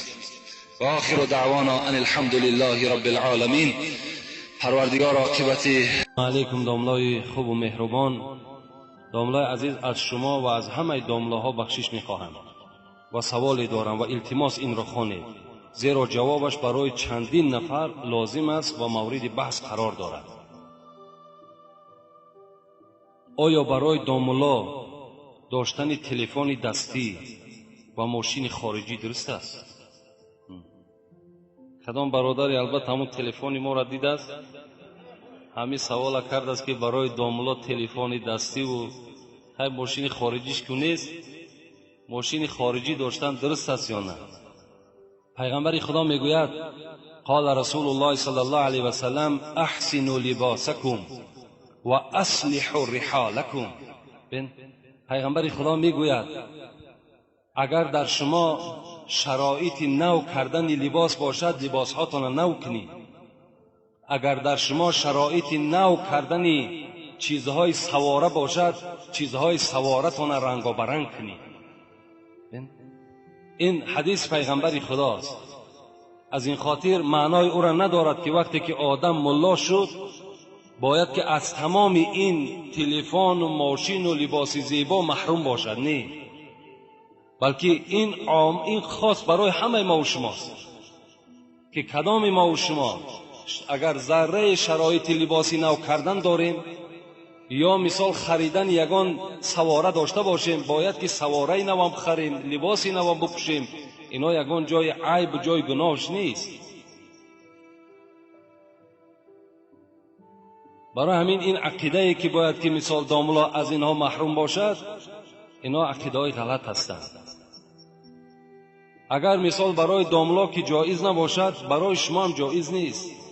داملا مثال خاصه یگان جنسش از یگان آتش و از یگان مثال بگیم از یگان ماده دیگر نیست، این هم انسان هستند.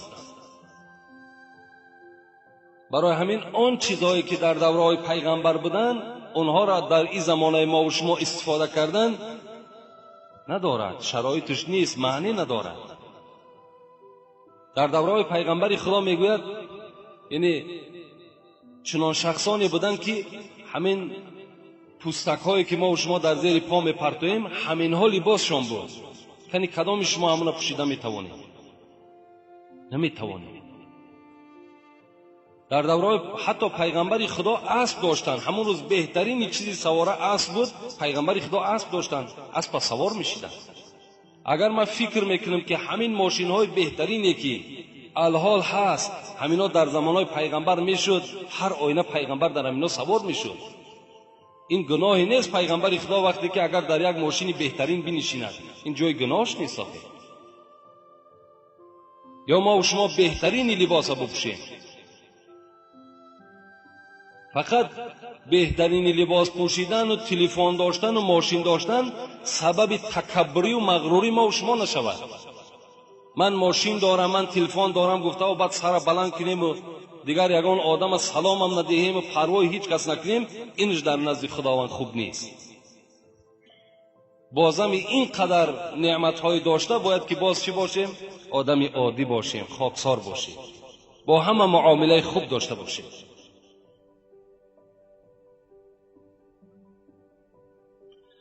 ассалому алайкум. номлои ширин сухан. дар маҳаллаи мо як мулло имом буд. ӯ ба мо фаҳмонда буд ки намозро қазо хондан гунаҳгор аст. албатта дар мазҳаби абу ҳанифа хондани намози қазо ин воҷиб аст. дар мову шумо агар намозҳои қазо бошад, яъне намозҳои қазо дорем, мо ба ҳеҷ мулло кор надорем. кадом мулло қазора ин кор мекунад, фарша ин кор мекунад, мо ба ҳеҷ кас коре надорем. лекин кадоми шумо агар мехоҳем ки масъалаи асли абу ҳанифара ба шумо огоҳ кунанд, марҳамат ба мо муроҷиат кунед. зеро алҳамдулилло имрӯз дар назди мо тамоми он фиқҳи ҳанафӣ ки иборат сарбасар ояти қуръону аҳодисҳои пайғамбар аст мавҷуд аст. метавонем ки мисол муроҷиат кунем. намози қазоро агар шумо нахонед, шумо дар назди худо гунаҳгор ҳастед. намозҳои қазотона бихонед. ибодат аст. ибодат кардан чӣ ҷои гунаҳгорӣ дорад? ҳолон ки пайғамбари худоро ҷанги ҳандақа агар ҳамун мулло медонист, 4 намоза пайғамбари худо қазо кардан. яки намози аср буд, намози шом буд, намози хуфтан буд, витр буд. лекин чикор кардан? ин ҳадиси пайғамбари худост ки ровиш ибни масъуд аст. кана нисфа лайл. ибни масъуд мегӯяд ними шаб шуд. фақома расулуллоҳи саллаллоҳу алайҳи ва саллам. пайғамбар аз ҷои худ хистанд. фабадаа биддуҳри фасаллаҳа сумма аласр сумма алмағриб сумма алишо. пайғамбари худо хистанд ва аввалан аз намози пешин сар карданд. намози пешина хондан, намози асра хондан, намози хуфтана шом хуфтана хондан, баъдан намози витра хондан. агар лозим ки намешуд намози қазо мегуфтанд хай тамом худо бахшидаш. ё дар лайлату таърис ҳам пайғамбари худо намози бомдода як бо ҳамроҳӣ ҳам суннату ҳам фарзш хонданд. барои ҳамин кадоме ки шумо агар намозҳои қазо дошта бошем, намозҳои қазоро бихонем ва меди фатвои ҳеҷ кас нашем.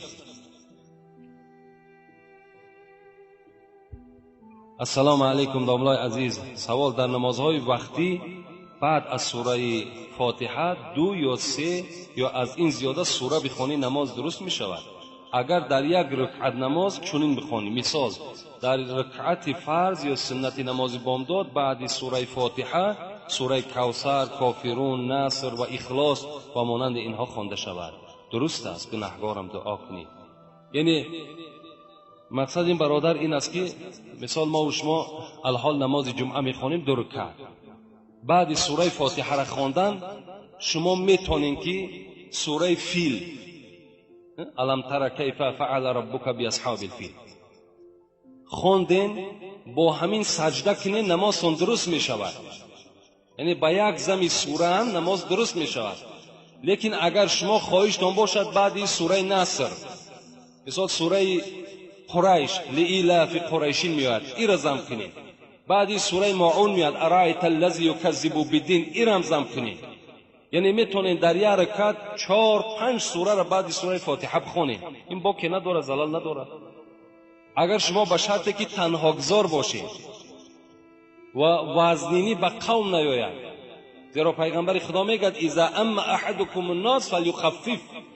وقتی که شما ملا شدین، پیشوای مردم شدین، نماز مردم خواندنی کشیدین، فلیخفف، نماز سبک بخونید. فإن فیهم الصغیر والکبیر والضعیف وذی الحاجه. زیرا اینه که در این جمعیت شما موسیقیداست، گفت پیغمبر، کسلی هاست، آدم های سراستیمه هستند، صاحب حاجت ها هستند، از این خاطر نماز سبک بخونید. یکی تنها گذار باشی، مرحمت کدام چند سوره را که از پس فاتحه میخونی، این حقی توست. السلام علیکم داملای شیرین سخن، از شما احترامانه خواهش میکنم که به سوال من جواب درست دهید. اگر نماز پیشین قضا شود بعد از نماز عصر و پیش از نماز شام خواندنش درست است یا نه؟ التماس جواب درست دهید. یعنی بین عصر و شام فقط خواندن تحیه مسجد که اینا در نافله میدرویند، خواندن شکر وضو، خواندن 2 رکعت برای ارواحها، اینها بین عصر و شام جایز نیست، مکروه هستند.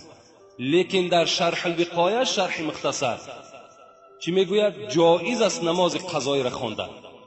نماز قضایی این حکم واجب دارد. برای همین بین عصر و شام شما میتونید که نمازهای قضایی تون بخونید، چی هم روزه باشد چی پیشینش باشد، با که ندارد.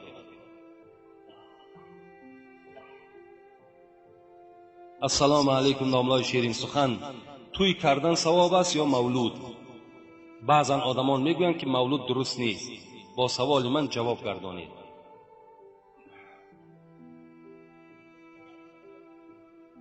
معرکه کدامش که خالی از منکرات شرعی باشد همونش درست. مولود نادرست گفتگی آدم البته ناحق است، خودش نادرست است.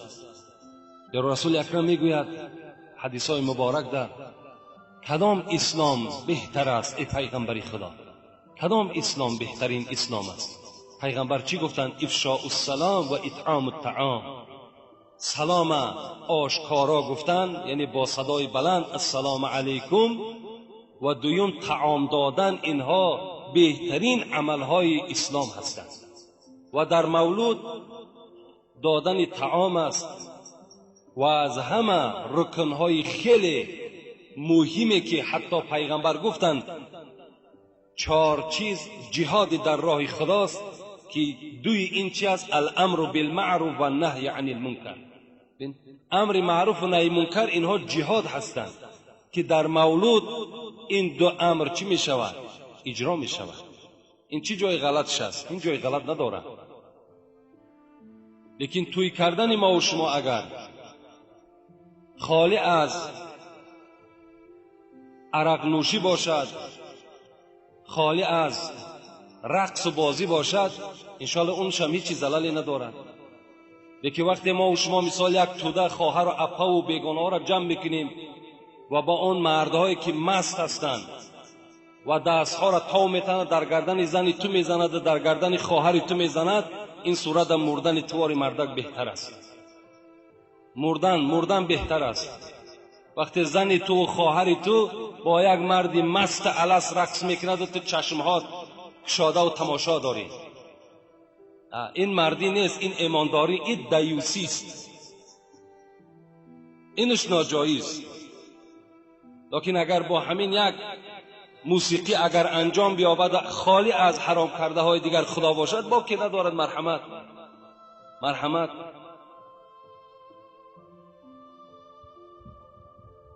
السلام علیکم داملای عزیز، من مخلص شما هستم و از شما خواهش دارم به سوال من با پررگی جواب گویید. آیا با خانه حرام قسم خوردن به نکاح یکان ضرر دارد؟ البته. کسی میگوید که خانم حرام که من همین کار نکردم، در اصل کرد است، خانهش حرام می شود. این قسم قد شما هیچ وقت قسم نخورین که اینم یکی از واقع شدن طلاق ها هست. وقتی شما اگر قسم خوردین در حال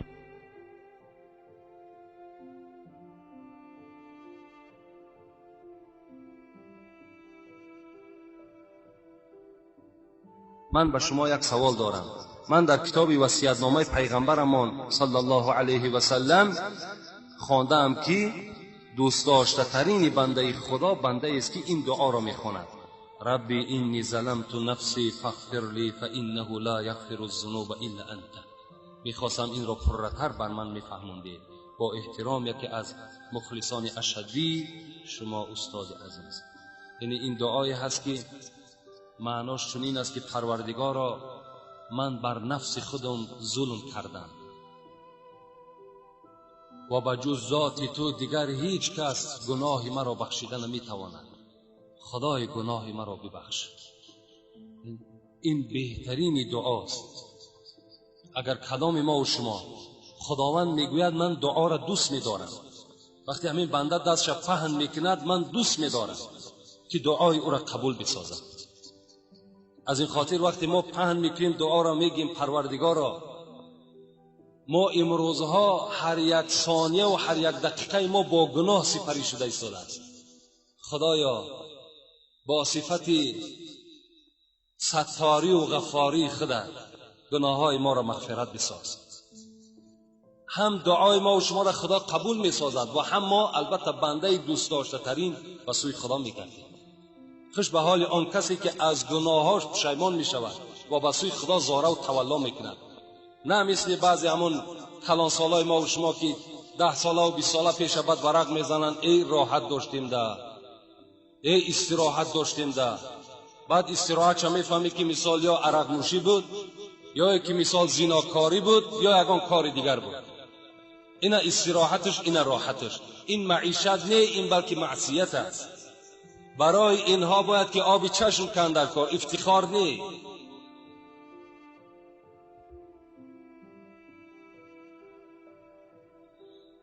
السلام علیکم داملای عزیز، درود و رحمت بر جان شما. اولا کسیته های مگنیتوفونی را از کجا دسترس کنیم؟ سراغش کجاست؟ سراغش برادر ما جمشید نزد ما نشستگی هست. یعنی در دست همین که از تمام این کسیته های جمعه ما ثبت می شود و خداوند در امر و جان این برادر جمشید و برادرمان ایرج، فرزندی سردار بازار کلان، در همین کار بسیار یک سهم کلان گذاشتند. در همین مسجد هم دستیاری دراز کردگیند. خدا اولا اینها را هم عمر دراز و تنی صحت دهد. از اینها شما میتونید که این کسیتا را دسترس کنید. دویم، ابو جهل آیا ابو لهب است؟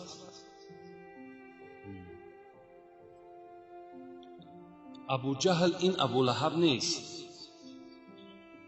ابو جهل هم مثل ابو لهب کسی بود که فقط و فقط در آزار پیغمبری خدا بودند. عبدالرحمن ابن عوف که یکی از صحابه مشهور است میگد من در صف جنگ بودم، در جنگ بدر، و نگاه کردم در پهلوم دو جوان بود، دو جوانی بسیار میگد سن و سالشان یک خرد بود و از مردم مدینه بودند و به سوی من مراجعت کردند که ای عبدالرحمن، ای عمک جان، با همین لفظ میگد مراجعت کرد، ای عمک جان آیا ابو جهل را میشناسی؟ عبدالرحمن میگوید که البته من میشناختم ابو جهل کی بود، زیرا ما همراه او در مکه مکرمه یک جا زندگی میکردیم. گفتم بله میشناسم. گفتم برای ما نشان نمیدهی؟ گفتم مطلب شما چیست؟ گفتن ما آگاه شدیم که این ابو جهل پیغمبر خدا را محمد را بسیار آزار میدهد. قسم به آن ذاتی که جان من و جان این برادرم در دست اوست، اگر ما با ابو جهل رو پرو شویم تا زمان از پیش او پس نمیگردیم که یا کشته شود یا کشته میشویم. با این مطلب به این میدان جنگ آمدیم. حضرت عبدالرحمن میگوید من در حیرت ماندم که اینقدر جوانهای خرد و با غیرت با یک ابو لهبی که خیلی جسد کلان داشت و با او هجوم کردن هر کس قدرت و غیرت نداشت، برای خودش بسیار میگه محافظت میکرد در جنگ. نگاه کردم میگد که این دو جوان میگد وقتی نشان دادم که وای بالای اسب سوار است، انا همون ابو جهل است، میگد نگاه کردم که میدویدن به سوی همون. برای ثواب از جان جوانی خود چکار کردن؟ گذشتن برای خاطر اسلام، برای خاطر همین اسلامی که الحال ما و شما با اندک مال با همون مردم یهود میفروشیمش، همون جوان حکا میگد با همین کاردها در دست میگد و بسوی همون ابو جهل میدویدن. دوید میگد یکی از اونها این معاذ ابن عمر ابن الجموح بود. میگد وقتی میگه رو پرو شدم نگاه کردم که رو پرو هجوم کردن با ابو جهل هیچ شرایط نداشت. از این خاطر میگه در پای ابو جهل میگه با همون کارد زدم. برابری زدن میگه که این ابو جهل میگه اون بدبخت میگه از بالای اسب میگه در زمین زد و این داده رو میگه یک مقدار دیگه میگه زخمیش کرد که تا حال نمرده بود، تا حال نمرده بود، لیکن قدرت داشت میگه و بالای همون زمین دور میگشت. و فرزند ابو جهل اکرمه نام داشت، در پهلوی میگه ابو جهل بود. این معاذ ابن عمر میگوید من از او فراموش کردم و این فرزندش میگه کارد برداشت و به دست راستی من زد که دست راستی من تماما از همون موضع اساسیش میگه جدا شد. همین زمان بود میگه که نگاه کردیم عبدالله ابن مسعود که خیلی غیرت داشت میگه آمد میگه بالای سر ابو جهل قرار گرفت و ابو جهل میگه به هلاکت رساند. یعنی این ابو جهل این ابو لهب نیست، بلکه این شما یک دشمن سرسخت پیغمبر ما و شما بودند. الحمدلله امروز همش در اما اسفل السافلین، در پسترین دوزخ خداوند از روی وعده قرآن عذاب دارند. السلام علیکم بابای حاجی، میبخشید سوالی دارم. من ماشین خریده‌ام، میگویند که پیش از ماشین را خریدن باید زکاتش را بدهی. اگر من زکات ماشین را ندهم چی میشود؟ این ماشین زکات ندارد. مثال کسی که ماشین میخرد معنای او را ندارد که ماشین زکات داشته باشد، بلکه آدمی که با دولت باشد، یعنی $800 داشته باشد به حساب حاضره. اگر همین $800 یک سال تغییر نیابد، $800 بماند یا $800 زیاد شود، در گردن این آدم فرض می شود که چکار کند؟ از $800 $16 جدا میکند، در دست یگان آدم مستحق فقیر برده میدهد، این ده ثواب میگیرد. لیکن به خریدن ماشین این چی است؟ در گردن ما و شما زکات واجب نمی شود. سلام بابای حاجی، سوال میگویند که با دختر سر منزل رفتن ممکن نیست. من صاحب 7 دختر می باشم. خداوند به من فرزند پسر عطا نمی کند. در این حالت من از دنیا می گذرم. فرزندان من باید بدانند که سر گور پدرشان در کجا هست.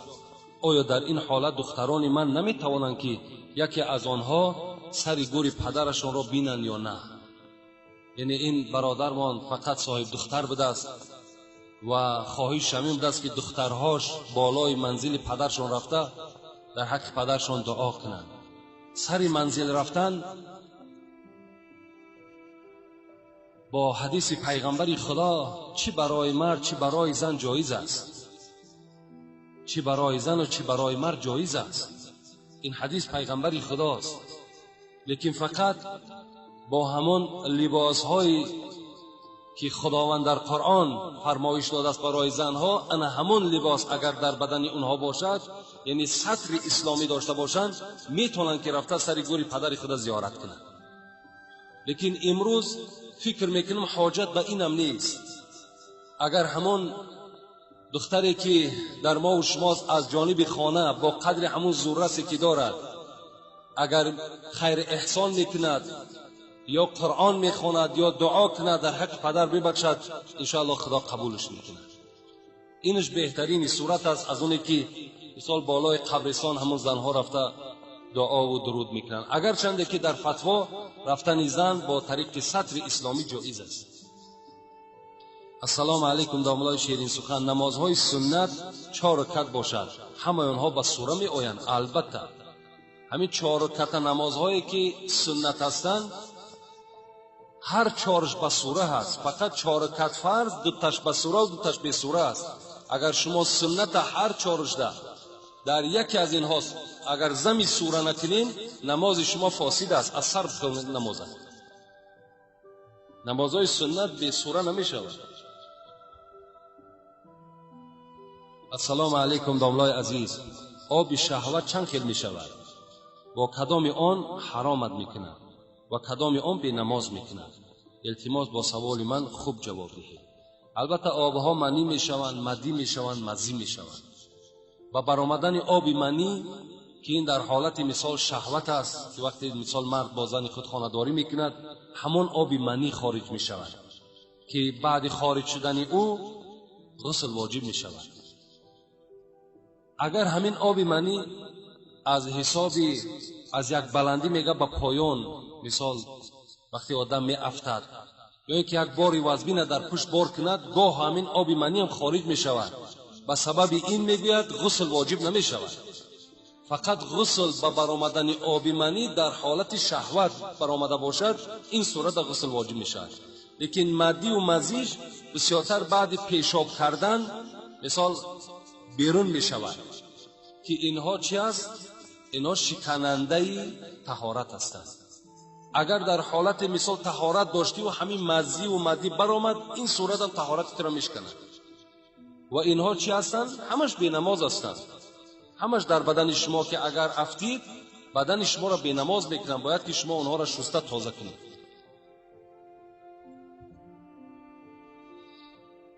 السلام علیکم داملای شیرین سخن. آیا آدم دیوانه را در قیامت پرسش میکنند یا نه؟ نه، پرسش نمیکنند. آدمی که اگر عمرن تماما از مادرزاد تا به آخر حیات دیوانه باشد، اینها را در روز قیامت اینا مکلف نیستند. از این خاطر اینها را در روز قیامت هیچ سوال و جوابی نمیکنند. السلام علیکم داملای عزیز. در مسجدی که نماز جمعه خوانده نمی شود، نماز عید را خواندن ممکن است؟ مسجد ما 5 وقته است و در آنجا نماز عید را نه، جایز نمی شود. در نماز جمعه فقط نماز عید بخوانید. در نمازهای 5 وقته، نمازهای جمعه و مثال نمازهای عید فقط می شود که به قرار مفتیات اگر شما مثال دستور داشته باشین، اجازت نامه داشته باشین، میتونین که بخونین. این طریق از پیش خود خواندن نمیتونین. السلام علیکم داملای محترم حاجی میرزا، از شما خواهش میکنم که به سوال من جواب دهید. ما هر روز شاهد آن میشویم که در ماشینه‌های سبکرو کاسیته‌های امر معروف و تلاوت‌های آیات کلامی ربانی را گوش میکنند و آیا ما اکثریت مردم که از سجده تلاوت بیخبریم؟ مثلا در سوره اقرا جای سجده تلاوت دارد، ما چیکار کنیم؟ از شما حاجی محترم خواهش میکنم که در همین مسئله روشنی اندازید. یعنی سجده تلاوت در اصل مثال مردم ما و شما درک ندارد. در 14 جای قرآن سجده تلاوت است. یعنی وقتی که همین 14 جای قرآن سجده تلاوت دارد، وقتی همین آیات ها تلاوت میشوند، باید که ما چیکار کنیم؟ بعد شنیدن همین آیت سجده تلاوت، یعنی آیت بگیم همون سجده، باید که 2 سجده را انجام دهیم. از این خاطر در ماشین ها وقتی که کاسیت ها را که گوش میکنین، مثلا سوره اقرا آیت سجده است، با شنیدن کاسیت سجده واجب نمیشود. فهمیدین؟ بس شنیدن از کاسیت اگر آیت سجده خوانده شود، این در واجب نمیشود.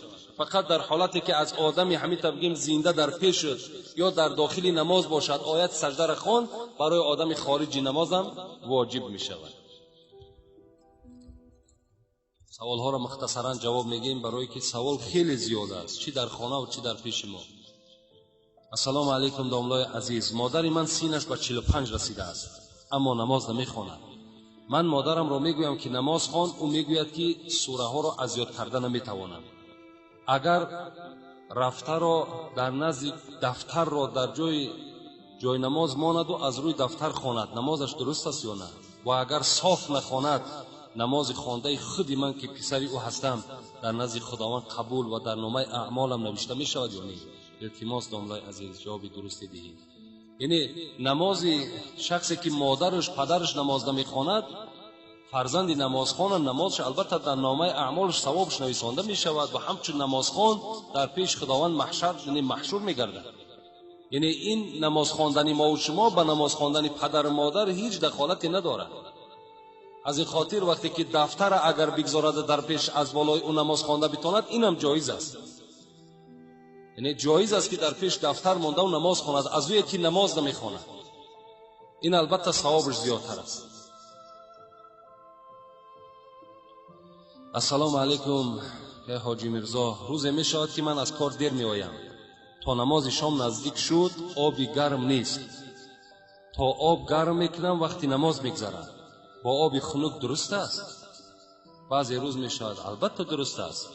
با آب خنک هم شما طهارت کرده می توانید، لیکن در حالت آب خنک استفادهش درست نمی شود که اگر شما مریض شوید. از حساب آب خنک اگر در وجود شما زلال و نقصان پیدا شود، این صورت آب خنک ترک کنین و تیمم کرده نماز بخوانید. اگر شرایط آب گرم قطعی مثال یگان زلال در وجود شما پیدا نشود، بعد با آب گرم چیکار میکنین؟ طهارت میکنین، نماز خواندن میگیرین. السلام علیکم داملای شیرین سخن. با همین سوال من جواب گردانید. میگویند که در خانه صورت گرفتن ابال است، راست است یا دروغ؟ 10 بار ما تاکید کردیم که صورت گرفتن اگر بی عذر باشد، یعنی نه برای مثال پاسپورت و نه برای شهادتنامه و نه یک مثال قصد سفر و دیگر، اینها حالتهای ضرورت هستند.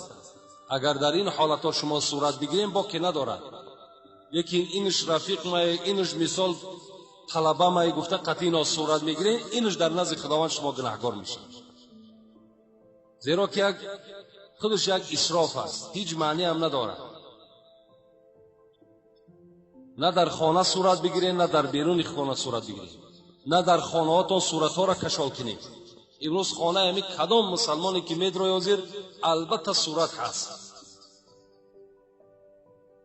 تمام نمودی صورت چی در حمام های ما و شما و چی در پرهای دیوال ما و شما کشال هستند.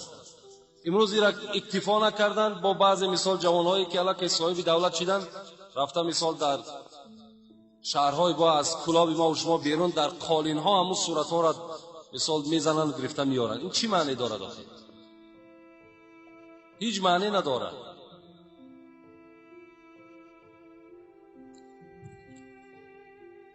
سوال آخران میخونیم، وقت است. السلام علیکم داملای شیرین سخن، خداوند علم شما را از اینم دیده زیادر گرداند. من یک چند سوال دارم، التماس با پرگی جواب گویید. دیوس چیست و کدام نمود آدم ها را دیوس گفتن ممکن است؟ وقتی که آدم از دنیا میگذرد طبق میگردانند، این کار در اسلام است یا نه؟ زیرا اکثر آدمان مرده را در همین وقت میگویند که پول بیار مادرت پدرت یا برادرت را آبرو کنی. یعنی دیوس ما با شما خبر دادیم دیوس کی هست؟ کسی که غیرت در خانه خودش ندارد. یعنی وقتی که سخنش در زنش نمیگذرد، در دخترش نمیگذرد، این دیوس میگن در اسلام. لیکن آدمی که مثال طبق میگردانیم، مثال دوره میکنیم، در اصل مثال اینها نه در آیت نه در احادیث های پیغمبر است که ما و شما دوره میکنیم برای مرده ها. لیکن برای مرده ها فقط در مسئله همین ذکر می شود که هر یک نمازی که از همون انسان در حالتی که یعنی دیگر قدرت خواندنش نداشت از او اگر فوت شده باشد، مقدار 2 کیلو گندم برای هر یک نمازش جدا میکنیم، یک آدم مستحق میتیم، خداوند به سبب همون 2 کیلو گندم دادگی همون نماز از بنده میبخشد. لیکن در حالت اون بنده قضا کرده باشد که دیگر در حالت خودش نیست، یعنی دیگر هوش ندارد، جانش هست لیکن تماما در اختیار خودش نیست، این حالت دا چیکار کرده میتونیم؟ این حالت دا میتونیم که در هر یک نماز، ممکن 5 نماز، ممکن 10 نماز، اگر همون آدم در حالت بیهوشی باشد جمع میکنیم، هر یک نماز شد 2 کیلو گندم در دست یک آدم مستحق میتیم، خلاص. اینه که مثال بخشیدم قبول کردی، بخشیدیم قبول کردی، خیلی میگیمشی چی معنی ندارد. حتی مثال میگیم یک آدمی که در عمرش نماز نخوانده است، میگیم بعضی را قضا کرده است و بعضی را ادا کرده است. در اصل ما دروغ گفتیم و ادا نکرده است. اکنون که ندای پرصدای ارجعی الی ربک راضیه مرضیه به گوش این بیچاره رسیده است، به سبب موت از ادای آن عاجز آمده است. از این خاطر اینا از اسلام نیستند. کسی که اگر در حق پدر و مادرش میخواهد که مثال فدیه صوم صلات دهد، این است که اگر هم پدرش در حالتهای بیماریه که در اختیار خودش نبود نماز ترک کرده باشد، انا این حالت ما حساب میکنیم 2 کیلو گندم سر هر یک نمازش میدهیم، انشاءالله خداوند اون نمازها را میبخشد. السلام علیکم دولای محترم، از شما اول بخشش و بعدم پرسش. من 5 سال شد که نشأه میکشم، لیکن 5 وقت نماز را میخوانم، آیا روا هست یا نه؟ با همین را میفهماندیم. البته مثال وقتی که انسانی که نماز میخواند باز نشأه میکشد، نماز میخواند عرق مینوشد، نماز میخواند زنا میکند، این معنای چی را دارد؟ این معنای مسخره کردن با دین خداست، مسخره کردن است. از این خاطر اینها در نزد خدا این نماز و این عبادتش هیچ قدر قیمت ندارد، اینا در نزد خدا قبول هم نمی شود. نماز کسری صدق و صفا نیست اگر در کعبه بگذاری روا نیست. همین نمازی که اگر ای صدق نباشد، نمازی که از پاکیزگی و از تحت دل نباشد، اگر شاعر میگه در کعبه که بخوانش خدا قبولش نمیکنه. از این خاطر کسی که نماز میخواند، کسی که راه اسلام برای خودش اختیار کرده است، با تمام آن چیزی که از این گر تو میخواهی مسلمان زیستن، نیست ممکن جز به قرآن زیستن. اگر میفارد همین عنوان مسلمانی را، چی در دنیا تو را مسلمان بگن چی در آخرت، چیکار کن؟ از همین قانون قرآن بیرون نشو. قرآن نشر هم حرام گفته است، عرق هم حرام گفته است، زنا هم حرام گفته است. از این خاطر وقتی تو در حرام خدا میدروی باز عبادت میکنی، این هیچ معنی ندارد. اینجا دو سوال بخیر و بسیار بحث طلبند. انشاءالله اینها را در باب تقدیر یک برادر سوال کرده است. اینجا دو کس سوال دادن در باب تقدیر. انشاءالله خیلی بعداً این سوال ها را میخوانیم و باب تقدیر را با شما بحث میکنیم. سوال آخران را میخوانیم. السلام علیکم بابای داملا، سوال: برای چی قرآن ها از یکدیگر از تشدید زیر زبر فرق میکنند؟ من قرآن را میخوانم، در یک تاش میشاء و در دیگرش میشاء، من یشاء و میشاء نوشته است. آیا کدام اینها درستند؟ قرآن ها غلط نیستند، قرآن ها درستند، لیکن فهمیش همین برادر خودش غلط است. همین برادری که مثال میگه در یک تاش من یشاء، در یک دیگرش من یشاء آمده است. در اصل برای قرآن خواندن باید تجوید خواندن در کار.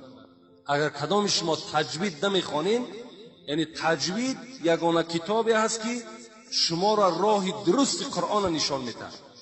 همین من یشاء، همین جا همین نون برای چی من یشاء می شود؟ برای 4 حرفی است: یا و میم و نون و واو. بعد نون ساکن اگر همین ها آمدن، هر آینه نون پرتافته می شود و در این حرفا داخل کرده می شود.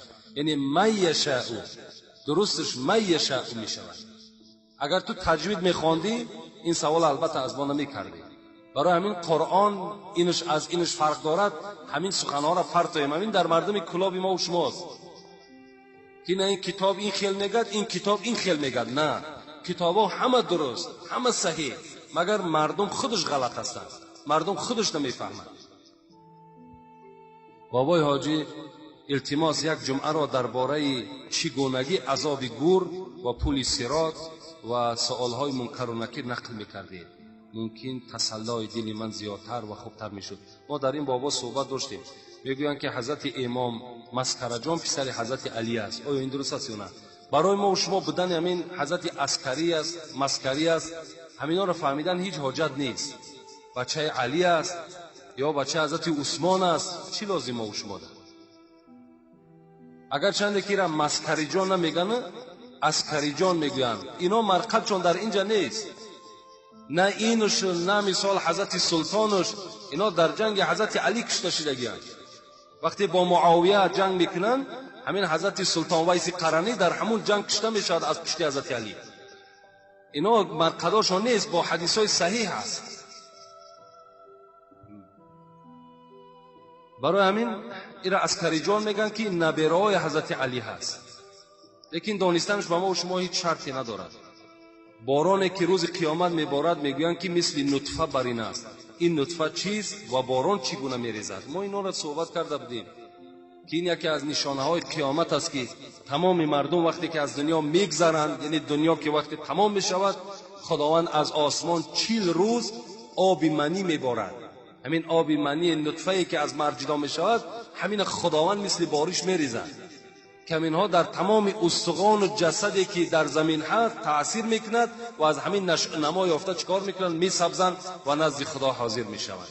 و آخر دعوانا ان الحمد لله رب العالمین. پروردگارا ثواب و اجرهای این موعظه را در نامه اعمال این جمعیت ما خدایا کتابت بفرمایی و این برادرهایی که ما را سوال کردند با سبب نگاه کردن به کتابها شد، خدایا همه اینها را عمر دراز و تن صحت و خاطر جمع نصیب بگردیم. سوالها را بر شما میگردانم و جمعه دیگر خدا خواسته باشد در باب حضرت امام ابو حنیفه و پیدایش او و علم او و پیروای او انشاءالله صحبت میکنیم. زیرا چندین سوالها و تکلیفها در باب همین است که داملا در باب ابو حنیفه با ما صحبت کنیم که تا که همین پیشوای خودمانه، همین عالم برجسته را، همین مفسر و محدث ما بشناسیم که کیست، از کجاست.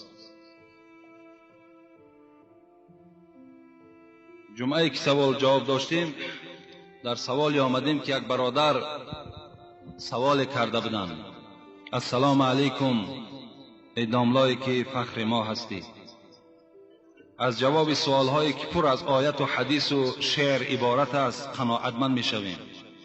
داملا، من در منت یک رفیقم گرفتار شدم که چند وقت پیش به من چند سوم داد. از آزار بسیار آخر سوم یافته او را دادم. آیا حال منت کن چه هست و من چگونه رفتار کردم؟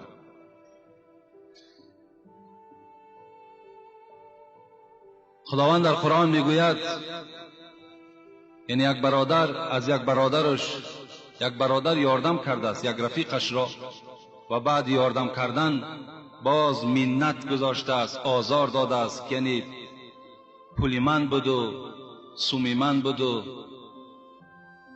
من بر تو دادم و دیگر طریقهای منت کردن بالای این برادر روا دیده است و این آخر مجبور شده است که از کسی سوم بیابد آن مقداری که یاردم کرده بود و برده واپس در دست این رفیقش دهد. آیا این چی می شود؟ گفته در باب همین منت خداوند در قرآن میگوید: و من یوق شح نفسی فاولئک هم المفلحون. صدق الله العظیم. کدام از بندگان من اگر دستی سخاوت دارند، دستی یاری دارند، خوش به حالشان که روز قیامت از عذاب من نجات می‌یابند. کدام شما اگر دستی جوانمردی دارین، دستی سخیگی دارین، دستی برادرتون گیرید، دستی همسایتون گیرید، دستی خواهر و مادر و پدرتون گیرید، انشاءالله خداوند به شما گفته ایستاده است: فاولئک هم المفلحون.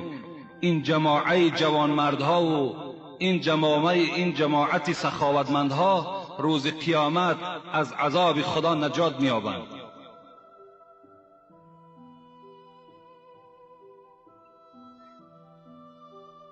حضرت مولوی میگوید: به یک قول، به یک احسان 700 عوض بخشد خدا از فضل بی حد. یک سومتی خداوند 700 سوم در نامه اعمال تو می نویسش. لکن در قرآن سوره بقره خدا چی میگوید؟ استعیذ بالله: ولا تبطلوا صدقاتکم بالمن والعذاب. شما ای بندگان من وقتی که خیر میکنید، احسان میکنید، یاردم میکنید، بعد یاردم و بعد خیر و سخاوتتان چیکار کنید؟ منت نکنید و آزار ندهید کسی را. حضرت ابو ذر غفاری چی میگوید؟ میگوید از پیغمبر خدا شنیدم که پیغمبر گفتن: ثلاثه لا یکلمهم الله یوم القیامة ولا ینظر الیهم ولا یزکیهم ولهم عذاب علیم. پیغمبر خدا گفتند 3 طایفه هست که اونها از نظر رحمت خداوند روز قیامت محروم هستند. خداوند این 3 طایفه را عذاب میکند. خداوند به این 3 طایفه در روز قیامت سخن نمیگوید. قال 3 مرات. ابوذر غفاری میگوید همین پیغمبر 3 بار گشته و برگشته گفتند. حضرت ابوذر چی گفتند؟ خاب و خسروا. خار شد، ذلیل شد آن کسی که در این 3 طایفه داخل می شود. زیرا پیغمبر گشته و برگشته میگویند که این 3 طایفه در لعنت خدا گرفتار هستند، عذاب خدا در گرفتار هستند. اینا کی هستند؟ یکم المسبل. پیغمبر گفتند کسی که اگر پاچه همین ایزارش، پاچه بروکش از بجلک پاش پایان باشد، اگر همین بجول پای ما و شما نتابد، اینها را پیغمبر خدا گفتند یک طایفش انا همین است.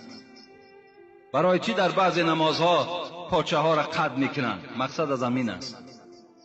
لیکن محدثا میگویند که اگر آدم پاچش اگرچه کشال هم که باشد، با همین پاچه کشالش تکبری نداشته باشد، فخر نداشته باشد، باکی ندارد. دویم که هست؟ والمنان. دویم گروهی که در عذاب خدا گرفتار هستند روز قیامت کسی هست که در صدقات دادگیش منت میکند که من پولی من بود که تو راحت کردی، پولی من نمیشد تو از این بحران نمیبرآمدی، حیف شد که من همون پول بر تو دادم و دیگر منت هایی که میگذارند. سوم شاه حضرت چی گفتند؟ والمنفق سلعته بالحلیف الکاذب. کدام آدمی که سوداگر است برای آنی که مالش سودا شود قسم دروغ میخورد، این هم در همین سه طایفه داخل میشود. دروغ قسم میخورد که همین مال من بهترین مال است، در اصل بهترین مال نیست، مال من از تمام مال بازار فرق کننده است، قسم میخورد لکن همچنان نیست، این هم در همین سه طایفه داخل میشود. حضرت جامی هم بسیار یک درباره منت کنا بسیار یک نظم شیرینی دارند، میگوید با دندان رخنه در پولاد کردن. ببین در پولاد دندان آدم نمیگذرد، لیکن همین با دندان در پولاد گرفتن من بر عهده میگیرم. گفتن با دندان رخنه در پولاد کردن، با ناخن راه در خارا بریدن، فرو رفتن به آتشدان نگونسار، با پیلکی دیده آتش پاره چیدن، با فرقی سر نهادن 100 شتربار، ز مشرق جانب مغرب دویدن، بس بر جامع آسان تر نماید که باری منتی دونان کشیدن.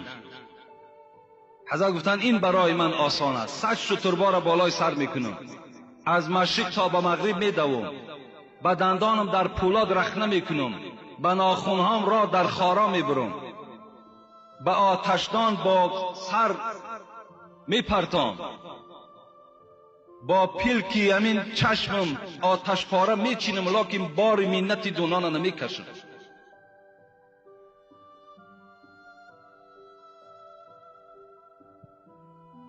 السلام علیکم بابای حاجی، التماس به ما فهمانده دهید که همه انسان ها به دوزخ برده میشوند یا نه؟ سوره مریم را ما خواندیم ولی آنقدر مضمون آن را نفهمیدیم. رحمت کلام. این برادر سوره مریم را خواندند، آیت 72 است که خداوند در سوره مریم چی میگوید؟ و این منکم الا واردها کان علی ربک حتما مقضیه ثم ننجی الذین اتقوا و نذر الظالمین فیها جثیا. خدا در این آیت کریمه وارد شدن دوزخ را نمیگوید. این برادر در اونجا فکر کرده است که تمام مردم وارد دوزخ میشن، بلکه خدا میگوید بر من یک امر حتمی هست که همه شما را از بالای پول صراط میگذرانم. تمام بندگان، خواه صالح و خواه غیر صالح، همه شما از بالای پول صراط میگذرید. پول صراط را پیغمبر خدا صفات کردند، لغزش دارد، میلغزاند، خار دارد، از زیرش ملائکه هایی هست که به سوی شما هرچی حواله میکنند. لکن در دوام آیت خداوند گفت ثم ننجی الذین اتقوا. لکن کسانی که در دنیا خدا ترس بودند، کسانی که ایمان اساسی و صدقی داشتند، اینها از پول صراط با آسانی میگذرند. لکن ظالم ها و بی خداها را به زانو می افتانیم و در دوزخ می پرتاییم. این معنای این آیت معنای این دارد که از بالای پول صراط هر کدام ما و شما گذر میکنیم. خوش به حال همون بنده ای که پول صراط را به آسانی میگذرند. برای پول صراط گذشتن پیغمبر خدا گفتند کسانی هستند که تمام بدنشون روشنی میکند پیش را، کسانی هستند که نیم بدنشون روشنی میکند پیش پاشون، کسانی هستند که حتی در همین نوک چلیپهای پاشون کمی روشنی دارند که اینها خیلی آدم‌هایی بودند که عملهای کم داشتند. از این خاطر اینهاش گفت از پول صراط میغلطند. لیکن کسانی که تمام وجودشان نورانی است، اونا کسانی هستند که در همین مسجد ما و شما نشستند. کسانی هستند که محب جمعه هستند، محب 5 وقته هستند، محب خدا و پیغمبر هستند. اینها تمام بدنشان روشنی میکند مثل همین چراغایی که در اطراف ما و شماست و با آسانی انشاءالله از خدای خود باوری داریم و امید داریم که ما و شما گذر میکنیم. السلام علیکم ادام الله برادر عزیزم. اگر شما با آن کسی که با شما دشنام نویسانده بود روپرو شوید چی معامله میکنید؟ این سوال دو برادر یکی دادن.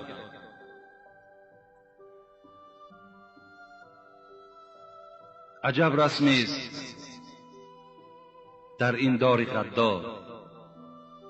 این دار غدار است. این دنیای ما زندگی میکنیم، این دار نامش غدار است، خیانت کننده است، بی وفاست. عجب رسمی است در این دار غدار که صد نااهل با اهلی گرفتار. ندیدم هیچ یک شایسته خوی به دنیا زیسته باشد به عدوبه. نه گل به خار می روید در این باغ، ملالی بلبلان از دغدغه زاغ. بکن صبر از جفای منکر دیل، شود شاید مراد از صبر حاصل. حضرت جنونی ما را علیه نصیحت کردند. گفتند که حضرت هر مشقت و هر بلایی که به سر شما می آید و آینده هم آمدنی است شما صبر کنید. هنوز این کاروان رفتند دو دو، هنوز این کلب ها دارند او او. اینا او او میکنند، اینها میجکند، لیکن ما دل شکسته نمیشویم. روحیه ما نمیشکند. باور کنیم به خدا قسم تا چند ما قوه میگیریم خرسند میشیم که امروز بدگوها داریم، بدخواها داریم، حسدخورا داریم. شکر، هزارها شکر که ما به یک درجه رسیدیم که مردم حسد میبرند. بعضی مردم بدخواه بیقرار شده است. خدا را شکر. امام اعظم صوفی کوفی رحمت الله علیه، مفسر محدث، وقتی در یک معرکه یکی از آدمان حسن بصری یک مسئله را بیدار کردن، ابو حنیفه گفتن حسن بصری در همین مسئله خطا کرده است. اون کس به طرف ابو حنیفه چی گفتن؟ گفتن ای حرامی تو میدانی. صاحب کتاب میگوید ابو حنیفه چهرش تغییر نیافتن از گپ حرامی، حتی یگان جواب قبیح هم ندادن بلکه صبر کردند. پیغمبر خدا بعد نماز عصر بود میگوید، بعد نماز عصر موعظه کرد بین صحابه ها. بین موعظه بود که خبر داد، الحال گفت از دروازه کسی داخل می شود که جنت مشتاق اوست. همه نشسته بودن نگاه کردن، در آمد یک آدمی عادی اعرابی بود، نشست نماز خواند و رفت. فردا پیغمبر خدا باز موعظه کردند، باز گفتند الحال جنت مشتاق شخصی است که از زمین دروازه می درآید. باز همون مرد در آمد. باز سیوم روز همین تکرار شد. یکی از صحابه پیغمبر میگوید من هم مشتاق همون مرد شدم. گفتم این چه خاصیت داشته باشد، چه خصلت داشته باشد که پیغمبر 3 روز پیوسته وی را بشارتی به جنت دادند. از پسش رفتم نزد خانش و گفتم ای دوستی خدا، میخواهم همراه تو شب سپری کنم. مرحمت گفت شب با او میگد همراه بودم، نماز زیاد نداشت، صدقات زیاد نداشت، مثل من نماز 5 وقته میخواند و میآمد در خانهش خواب میکرد. 3 روز همین حضرت را من پاییدم که عملی ای را بفهمم چه عمل باشد. چیزی یافت نکردم. بعداً مجبور شدم که پرسم چه عمل داری؟ گفت من یک عمل دارم. گفت اولا گفت چرا تا از من پرسان میکنی؟ گفت زیرا پیغمبر خدا 3 روز سر بشارتی به جنت دادند. گفت من یک عمل دارم که کسی علم دارد، کسی پول دارد، کسی عزت دارد، من حسد نمیخرم. من حسد نمیخرم که وای علم دارد، وای پول دارد، وای مال دارد، وای ماشین دارد، وای خانه دارد، من پروایی ندارم. شاید همین خصلت من خوب باشد و همین خصلت من و فعل من در خدای من خوش آمده باشد و مرا از اهل بهشت گردانده باشد. البته با زم این دشنامها باز چند حکومت بسیار است. امروزا ما را تا 3 بار حکومت فریاد میکنه و دیگر مذمت ها میکنن. از همه شما خواهش، پدرها و برادرای عزیز، همون کسانی بدگو را وقتی میابین بیارین نزد ما رو پرو کنین. با حرمت قرآن کریم ما از همه تهمت خالی هستیم. والله که ما از همه همین تهمت ها خالی هستیم.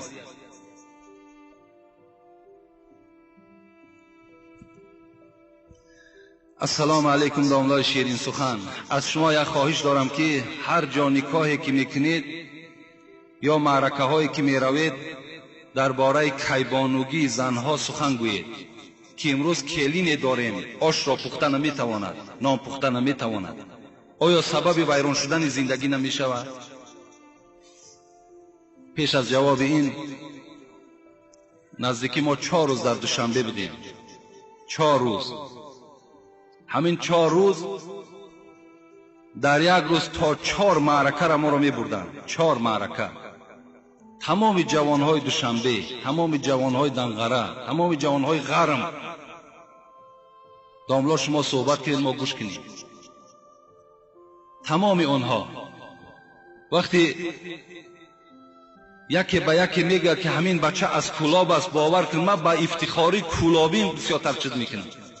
وقتی میگه کلابی است باور کنید من قبط گوش میگیرم که نه به خاطر حاجگی، نه به خاطر همین علم کوچک، بلکه به خاطر کلابی که از کلاب است.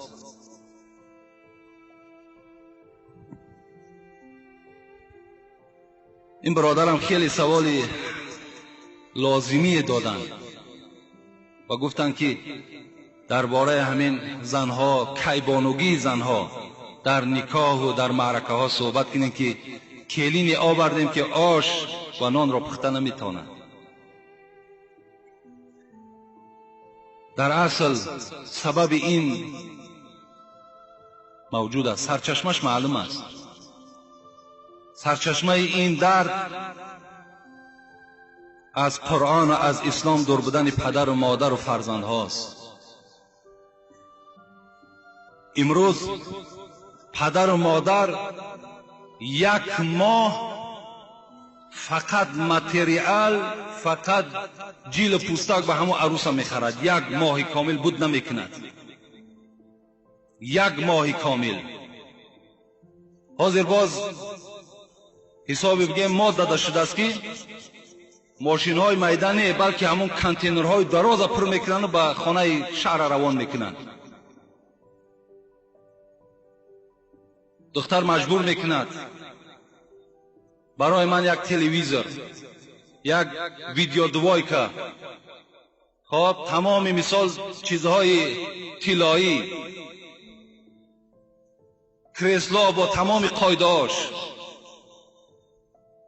همه اینا تامین کن. پدر و مادر مجبور هستند تامین میکنند. لیکن تا امروز نشنیدیم که یگان عروس ما و شما در زیر کش یک قرآن گرفته خانه شوهرش رفته باشد. نشنیدیم، ندیدیم. در یگان قلین تا حال یگان عروس فرمایش یک قرآن نداده است.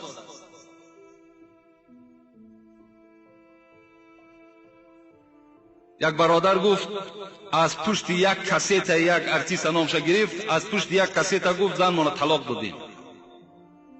میگوید فلان کاست را در خانه بیار، بعد تمام آواز میماند، بعد جارو با میگیرد خانه میروید. وقتی من قرآن میگذارم قرآن میکشد. اینا تعلیمی مثال دخترهای ما و شما، اینا تعلیمی بچه های ما و شما. پس از کجا وای کیبانوگی را یاد میگیرد؟ نمیشود که هم پدر و مادر 1 ماهی که بازار به بازار میگردد همان دستی دخترش گیرد نزد دیگ نزد تنور برد نشان دهد. امروز جمعیت پیش رفته است، باز پخت و پز شیرینی ها برآمده است، دخترها باید اینا یاد گیرند. البته سبب ویرانی زندگی می شود. حضرت فاطمه دختر پیغمبر خدا بودند، دوست داشته ترین دخترشان بودند. وقتی که با حضرت علی پیغمبر خدا وارد تزویج کردند، حضرت علی را تسلیمش کردند، فریاد زدند که ابوبکر نزد من فریاد کنید، عمر، عثمان، حضرت اسامه را گوید پیش من بیاید. وقتی آمدند حضرت گفتند که همین جا یک مقدار مال هست، جهاز حضرت فاطمه است، همین به خانه علی میبریم. گفتند میلش. چی بود؟ طاحونتون، یک آسیابی دستی داشت، جو میده میکرد با دستش.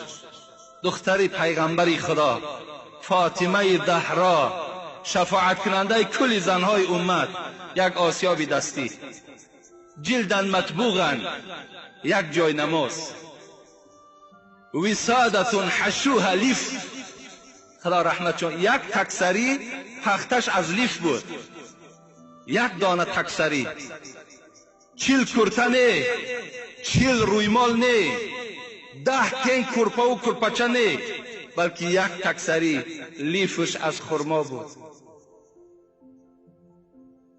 قرآن، یک قسمت قرآن در زیر کشش، کوزن و قسعتن، یک کوزه طهارت داشتن، یک کاسه خوراخوری.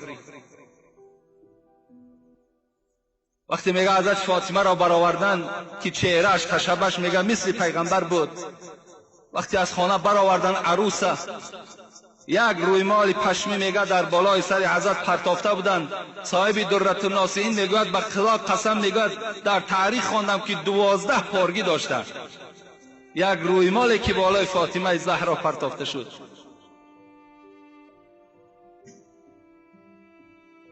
وای یک کم از بار نبردند، بلکه یک کم از عقل بردند، یک کم از فراست بردند. وای خدا ترسی داشتند. صاحب درة الناصحین میگوید که فاطمه با دستش آسیا و میگردانید، با زبانش قرآن میخواند، با دلش تفسیر میکرد، با پاهاش گاوره میجنبانید. امروز زنهای امت ببینید، زنهای ما و شما را تماشا کنید، کدام این به زبانش قرآن میخواند، کدام این خدمت شوهر کرده میتواند؟ هیچ کدامش. البته سبب ویرانی زندگی تمام فرزندای ما و شما میشود. بخواهیم که فرزندای ما و شما آرام زندگی کنند، دعای خوشتامن خود را گیرند، دعای شوهر را گیرند، باید تعلیم دهید در خانه، باید فراست نشان دهید، باید احترام نشان دهید، تا که شما در نزد همسایه شرمنده نشوید.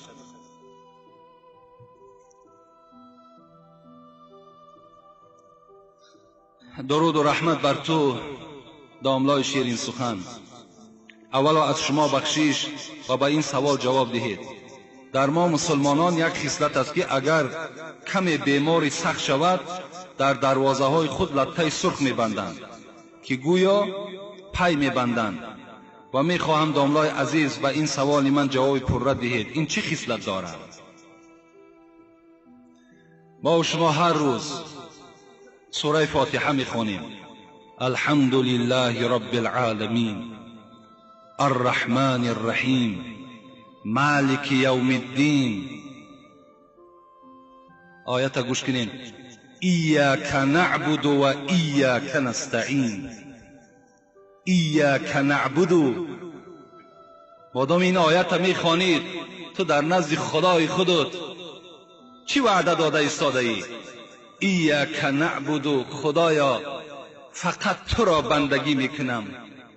و ایاک نستعین، خدایا در همه حالت فقط از تو یاردم طلب میکنم.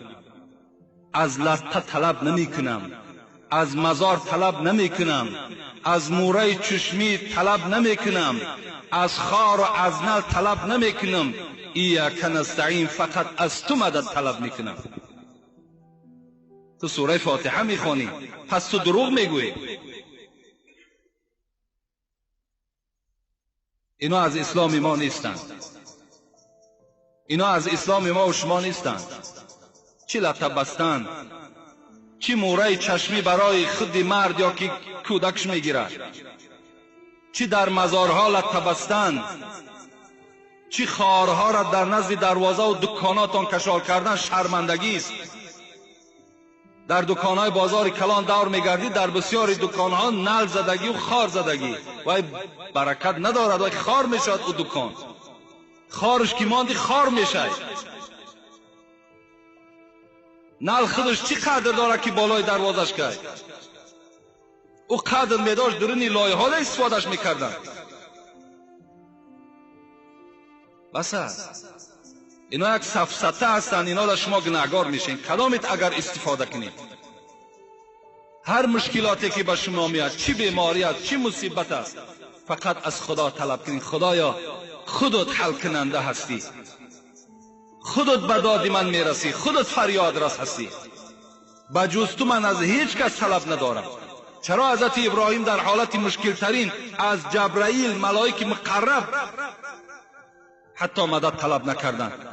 گفتن آن ذاتی که تو را روان کرد وای مرا دیده ایستاده است، وای میبیند ابراهیم در کدام احوال است، من به تو هیچ احتیاجم ندارم.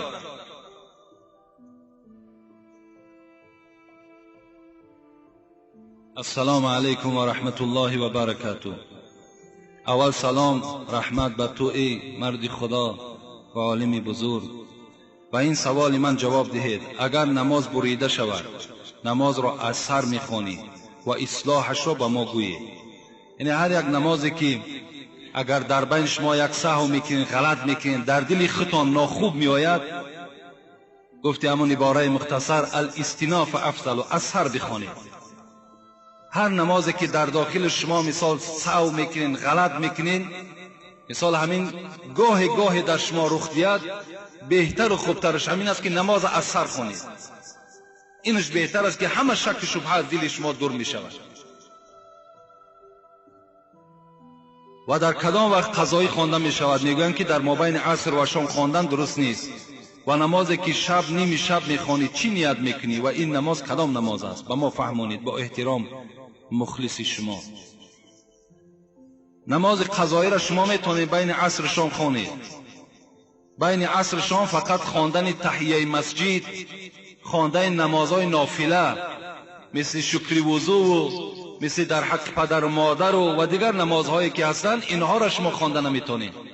نماز قضایی را حکمش واجب است. از این خاطر شما میتونید که بین عصر شام نماز قضاییتون ادا کنید.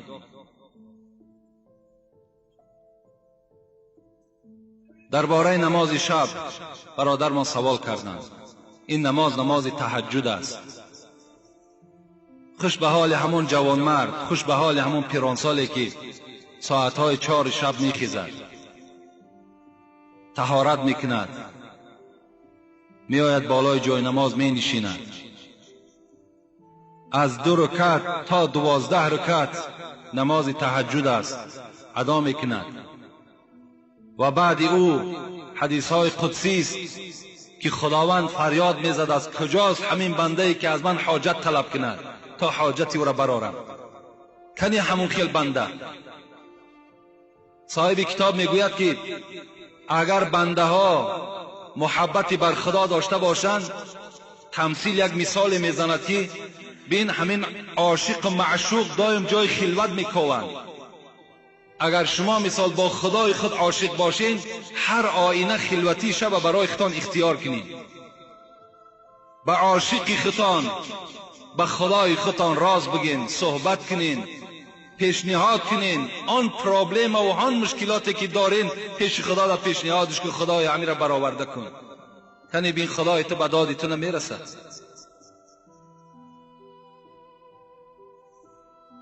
هر چیز، هر گنج سعادت که خدا داد به حافظ، حضرت حافظ میگوید هر گنج سعادت که خدا داد به حافظ، از یمن دعای شب و ورد سحری بود. این حضرت حافظه که امروز نامش در دنیا مشهور است، میگوید این از نماز شب و از دعای سحری به این مقصد رسید. یا بنی ایاک و کثرة النوم باللیل فإن کثرة النوم باللیل تدعو الرجل فقیرا یوم القیامة. مادر حضرت سلیمان به سلیمان نصیحت کرده بود است که فرزند من از قسم شب بسیار خواب نکن، زیرا بسیار خواب کردن تو در روز قیامت تو را یکی از کم بغلترین های مردم در روز قیامت میگرداند.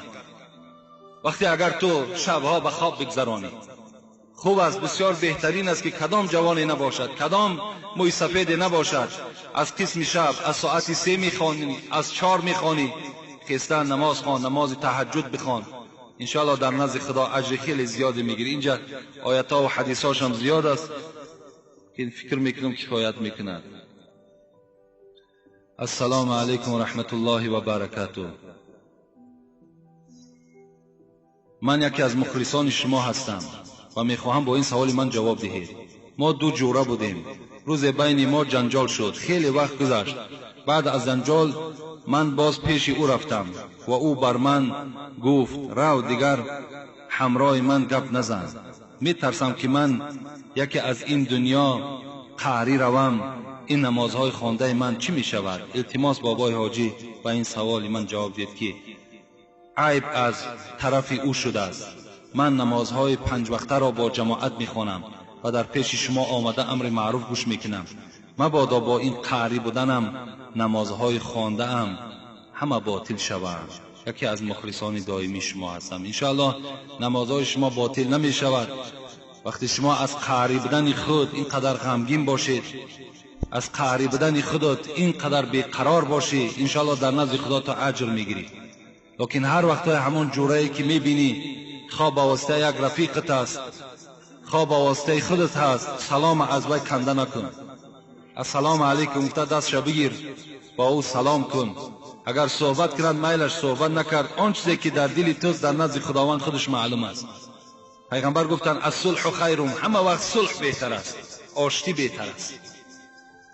کاری کنین راهاشا بیابین که با یکدیگر قهری نباشین، با یکدیگر ملال نباشین. اگر کدامت که اگر تکبری میکنین، سرخم نمیکنین، من پیش وی نمیرم که وی گناهگار است، این صورت در شما از ثواب آن عبادت هاتون محروم میشین. برای خاطر خدا و پیغمبر خدا بار از پیش وی گذر کن، با او یک سلام کن و با او خبر ده که میلش انسان بی غضب نمی شود، انسان بی جنجال نمی شود. کردیم با گذشته صلوات گفتگی، با یک دیگر باز همون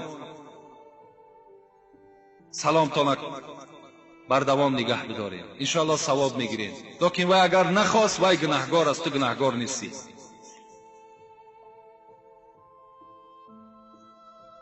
السلام علیکم داملای شیرین سخن، با سوال من جواب گردانید. طبق را لیسیدن آیا ثواب دارد؟ اگر حدیث پیغمبر باشد باز خود می شود. امروز برادرای ما همه حدیث طلب میکنند، همه آیت طلب میکنند. شکر که امروز دلیل میکوبند. دلیل کافتن این نشانه با عقلی و با شعوری شماست که آیا در همین یک کدام مسئله نباشد کنی دلیلش. باور کن شما الحمدلله خیلی پیش رفتین. دیروز من در معرکه این بچه ها نشستیم، یک سخن گفتیم.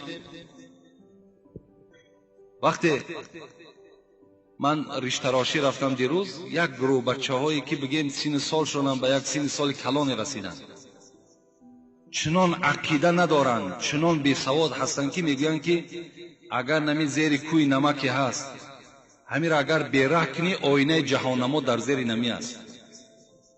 باور کن آینه جهانموش چی است؟ من گوش دارم، من با او توجه هم نکردم چی میگن آینه جهانموش در کجا باشه. اینو عیب هستند، اینو باید دیگر در معنی ما و شما باید یک چگونه که خندیدین این باید خنداور باشه. یا گفتن باز هم اونا گفتن که همین سنگ حضرت امیر جان شرشر بردن، از همو بالای شرشر پرواز کرد اومد با در همین جاش نشست. باور کنین حیرت در میمانی که نخو آدم اینقدر بی سواد باشه، اینقدر نافهم باشه. اینا را باور نکنین. هر روز دوشنبه با یکی میگه، هر روز دوشنبه میگه شب دوشنبه، همین حضرت امیرجان میگد همین خوابگاش میآید، وقتی میآید میگد همین تریزای ما درست میلرزد. با خدا قسم همین را دیروز ما شنیدیم از زبان بچهای با عقل که تریزای ما میجنبه وقتی حضرت امیرجان میآید و مثال خوابگاش میدراید. بسیار یک بیسوادی است. انا برای اینا دلیل کوفتن در کار کنی دلیل اینا دروغ هستند، اینا را باور نکنید. اینا یک مسخره کردن اینمی اسلام ما و شماست، باور کنید. یا را این یهودی‌ها در دین ما و شما می‌درارند نمی حکایه‌های بی معنی را تا که ما و شما مثال گوش اندازیم. بعضی آدم با شعور و علم دنیایی داشته باشد میگه که همین اسلام همش نمتری دروغ است، اسلام همش حکایه است. اینا را دشمن‌های دین میکنند.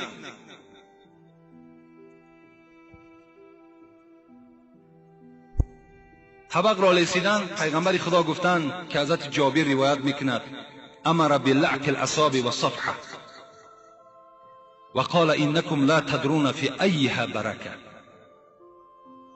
پیغمبر خدا گفتند شما را امر میکنیم اینکه انگشت هاتون بلیسین و طبق را هم، صفحه گفته طبق هم میگن، طبق را هم لیسین، زیرا اینکه شما نمیدانید در کدام مکان طبق برکات هست، شما نمیدانید. در دوام حدیث پیغمبر گفته است که ولا یمسح یده بالمندیل حتی یلعق اصابعه فانه لا یدری فی ای طعامه برکه. پیغمبر دستش در همون دستمال نمیشکیده است تا وقتی که اگر دستهاش نمیلیسیده است. از این خاطر لیسیدن طبق، لیسیدن دست شما بسیار برکات دارد، زیرا شما نمیدانید همون برکات طعام در کجای طبق است، در بینش است، در پهلوش است.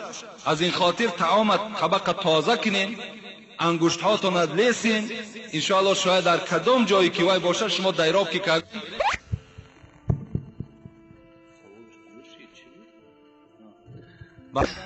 در همین موضوع یک جواب دیگر بر شما میگویم.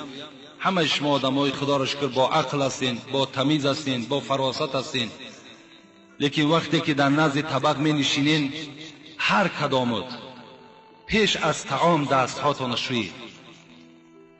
دست هاتون اگر در همین شرایط ما و شما اگر با صابون شوید با بهترین می شود.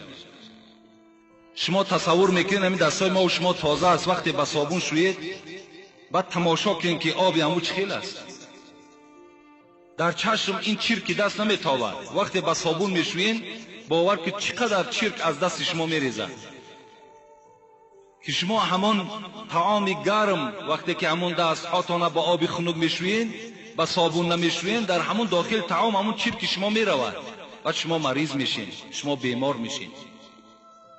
در طبق ها نظر کنید طبق چگونه است، در دسترخوان نظر کنید در دسترخوان چگونه است. امروز ما و شما معرکه داریم که $300 در یک ارتیس میاریم، لیکن در یک دسترخوان کلان یک دستمال میپرتویم. یک دستمال برای 100 نفر دستش میشکد. نمیشود که هم 20 سامانی در رفتم یک لطه دراز بخر برای هر نفر نه، برای 2 نفر اقلا یک لطه جدا کن. او چگونه دست دارد؟ در دستی او چی است؟ دیگر نوابسته ما و شما در همون یک لطه هممون دستمال میشکیم. این از روی آداب هم نیست، از روی طب هم نیست، از روی اسلام هم نیست.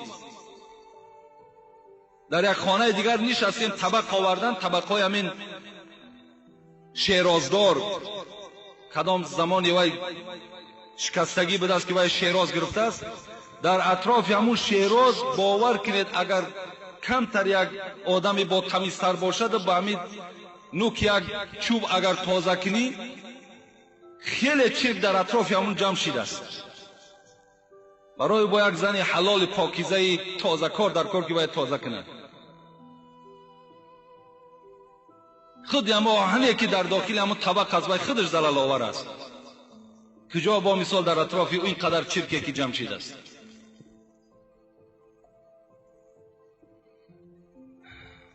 سوال ها هم زیاد است. سلام داملای شیرین سخن، ما یکی از مخلصان شما هستیم. سوال: ترجمه حضرت یاسین و تبارک رو با ما فهمونید.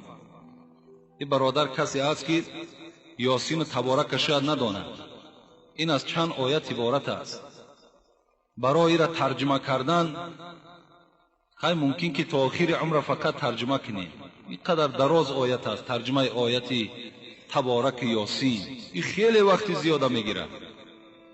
اگر برای کسی باشد لازم باشد دعوت کند خانهش، انشاءالله میریم اونجا با فرجتر بعد تحلیلش میکنیم. برای اینجا در وقت کم است. نیت غسل را پیش از آبازی میگویی یا بعد از آبازی؟ نیت غسل اگر چند مجتهدای ما و شما فقهای ما و شما پیش از غسل گفتند، در حالت همون لباس بدر کردن همون نیت غسل میخوانیم، لیکن این شرط نیست. دانستن و ندانستن نیت غسل این شرط نیست. اگر ندانی هم در غسل 3 فرض است: دهان شستن، بینی آب گرفتن، تمام بدن ترک کردن. همین 3 فرض به جا بیارین، نیت ندانینم باکی ندارد، شما تازه هستین، شما از جنابت خالی میشین. در وقت نیت کردن سنت اقتدا کردن به قرآن حمید و مجید میگوی یا که قبله از جهت کعبه، کدامش بهتر است؟ نیت کردن میگذارم نماز سنت الله اکبر بس از کفایت میکنه. برای نماز سنت شرط نیست که شما چی عدد چه برین چی حتی سنت ذکر کنید. نیت کردم نماز میخوانم الله اکبر جایز میشه، حتی عباره مختصرم هست. لیکن اگر دلتون قرار نگرفت قرآن حمید و مجید شرط نیست. همون نیت کردم میگذارم 2 رکعت سنت نماز بامداد، روی آوردم به قبله، قبله به جهت کعبه، اقتدا کردم به امام حاضر ساده خالصا لله تعالی الله اکبر. اگر همین نارم نگوی الله اکبرم بگوی نماز تو درست میشه. ما سوداگران نماز پیشین عصر و شام را در بازار میخوانیم. هستن آدمانی که ما را میگویند که بازار خانه شیطان است، در آنجا نماز خواندن درست نیست. و در آخر از خدای خود خواهانم که علم شما را زیاد گرداند و دولت زیاده گرداند که ما به نزد شما آمده از خدای خود و رسول خود با خبر میشویم. خدا شما را نگه بدارد. در بازار هستین، در کجای نباشه نماز خوانید. اگر نماز خانه شیطان است، در اصل شیطان های زیاد در بازار هستند و اون شیطان ها هم شیطان ها را با وسواس میکنن، شما را نه. همون شیطان هایی که در درون بازار هستند حق مردم میخرند، بی انصاف هستند، دروغ میگویند، انا اونا شیطان هستند. شیطان با اونا کار دارد، با شما کاری ندارد. زیرا همون خود شیطان پیروی همونا هست، اونا پیروی شیطان هستند. هر دینا رفیق هستند. اونا با یکدیگر سر کار دارند، با آدم نمازخوان و با آدم عادل، با پادشاهی که امروز بالای ما و شماست، همه ما و شما برسیم. در حقش دائم باید دعای خیر کنیم. همین آبادی که الحال در مسجد است، همین توده مردمی که جمع بشود، همش البته اگرچه فضل خداست اول و آخر، لیکن برکات این ایشان هم هست.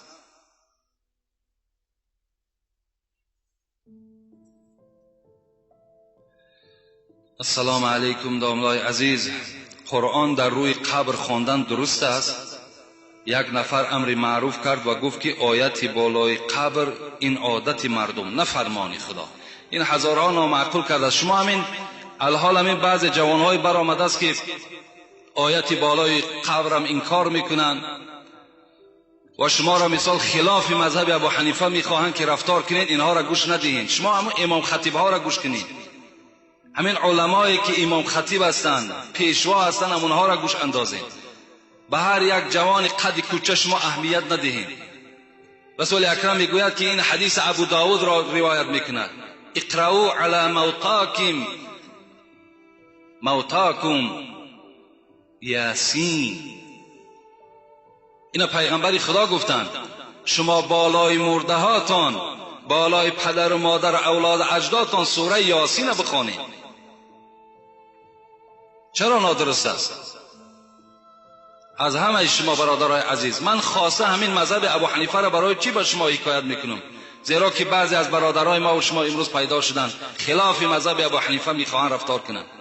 میلش کردن بگیرن، همونش هم سنت، لیکن همین فتنه و جنجال و نافهمی را در بین مردم پیدا میکنند. گاه دستها را تا راستی کتفا میبردارند، گاه آمینی بلند میگویند. حالا که رسول اکرم که ابن مسعود راوی این حدیث است میگوید 4 چیزی هست که باید پس گفته شود. اینم حدیث پیغمبر خداست: التعوذ التسمیه و التأمین و التحمید. اعوذ بالله پس گفته شود، بسم الله پس گفته شود، آمین پس گفته شود، ربنا لك الحمد پس گفته شود. این حدیث پیغمبر است. برای کسی لازم است مرحمت کتاب نزد ماست. با بلند گفتن آمین عرقخریب من می شود، با بلند گفتن آمین زنا من می شود، بی حیایی قد می شود، نه قد نمی شود. مردم عقیده‌اش بیدار کردن در کار، مردم در نماز درست کردن در کار. همه این مسئله بعد حل خودش می‌یابد. هر مسئله که ابو حنیفه عرض کردن همش با حدیث است، همش با آیت قرآن است. حتی همین آمینی پس ده حضرت دلیل دیگرش ادعوا ربکم تضرعا و خفیه، صدق الله العظیم، آیت دلیل کردن که خداوند میگوید دعا را شما دائم پس بخوانید، که ازل گفتن آمین از جمله دعاست، باید دعا پس گفته شود.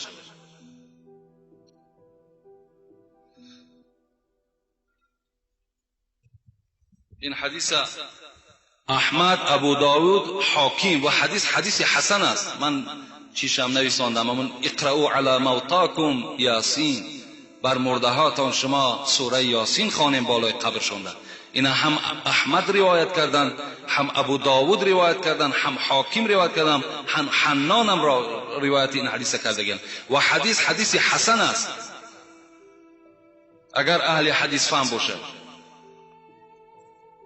السلام علیکم بابای حاجی، آیا در توی آیت خواندن جایز است یا نه؟ البته جایز است. امروز همین عقیده ویران در ما و شما پیدا شده است که فقط قرآن در مرده استفاده میکنیم، در زنده نی. روزهای توی چرا ما و شما آیت قرآن نمیخونیم؟ در معرکه ها میریم، خوراک میخوریم، دعا میکنیم و آیت نمیخونیم. چرا نمیخونیم؟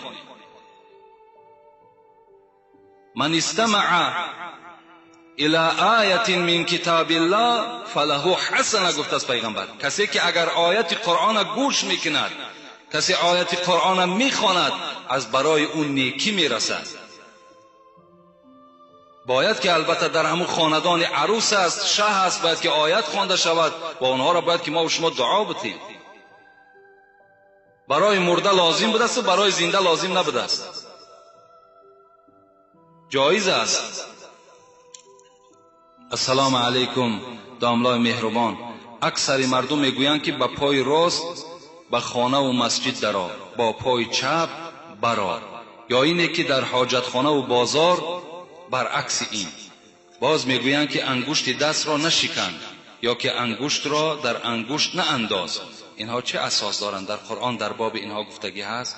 با احترام مخلصی شما، البته قرآن نه، لیکن حدیث های پیغمبر خدا در این باب هست که شما وقتی که مسجد می درآیین با پای راست درآیین، وقتی حاجتخانه می درآیین با پای چپ درآیین، وقتی بازار می درآیین با پای چپ درآیین، و در بازار بسیار نایستیم بلکه تیزتر از بازار بیرون شوین.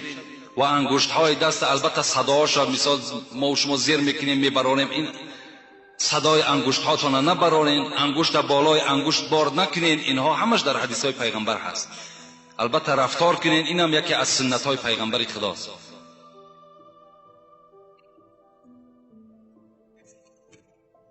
السلام علیکم داملای شیرین سخن، من از شما خواهش میکنم که با سوال من جواب دهید. ما یک روز در همین مسجد شما نماز عصر را میخواندیم. یک شخص ما را گفت که تو این اشاره سبابه را مکن که این گناه است. آیا این گناه است؟ التماس با سوال من جواب دهید. البته علامت سبابه گناه نیست.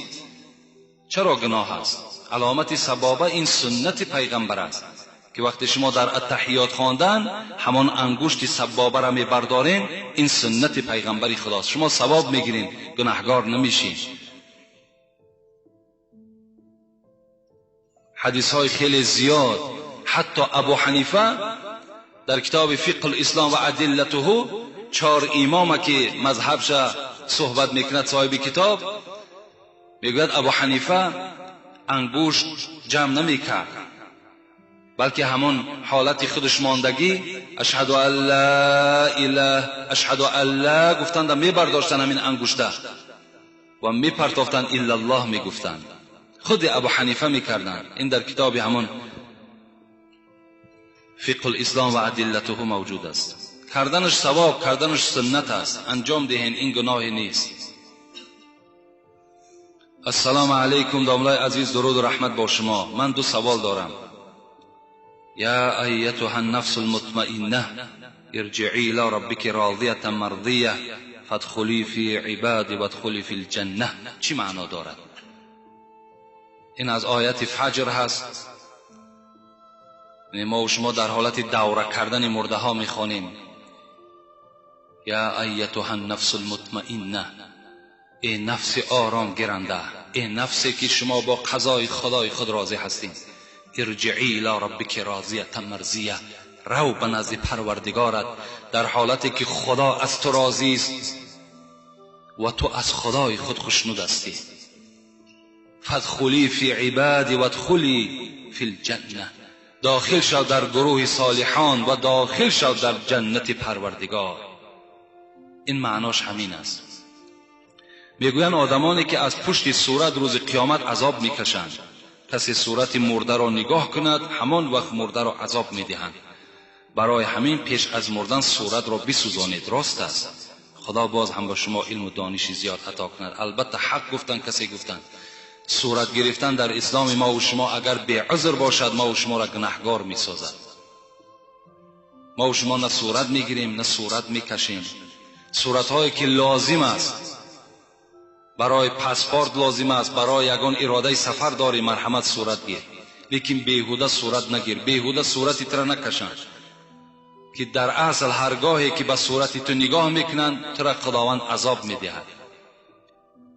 امروز متاسفانه خانه همه مسلمان ها پر از صورت است، علل خصوص در همین قشلاق ها اینقدر صورت زیاد جمع شدگی است. بالای همون جیودانی که دارند گردابگیر همه پر از صورت است. در خانه مردم شهر باشد حمام خانه هاشون پر از دخترای فاحشه صورت ها در همون حمام خانه و واردای خانه و همون اکتیارهای بدبخت بیدین خدازده که در دنیا هستند همونا در خانه ما و شما زدگی هستند که اونا به خون هزارها مسلمان تشنه هستند. شما بالای سرشون کردین. اونا خود کم کثافت بدن که باز در خانه خود جاشون کردین. یگان ملائکه رحمت خانه شما نمیدروید. نگذارین در خانهاتون صورت ها را. مرحمت صورت کعبه است، صورت یک منظره است. یک منظره را بیارین کشال کنین.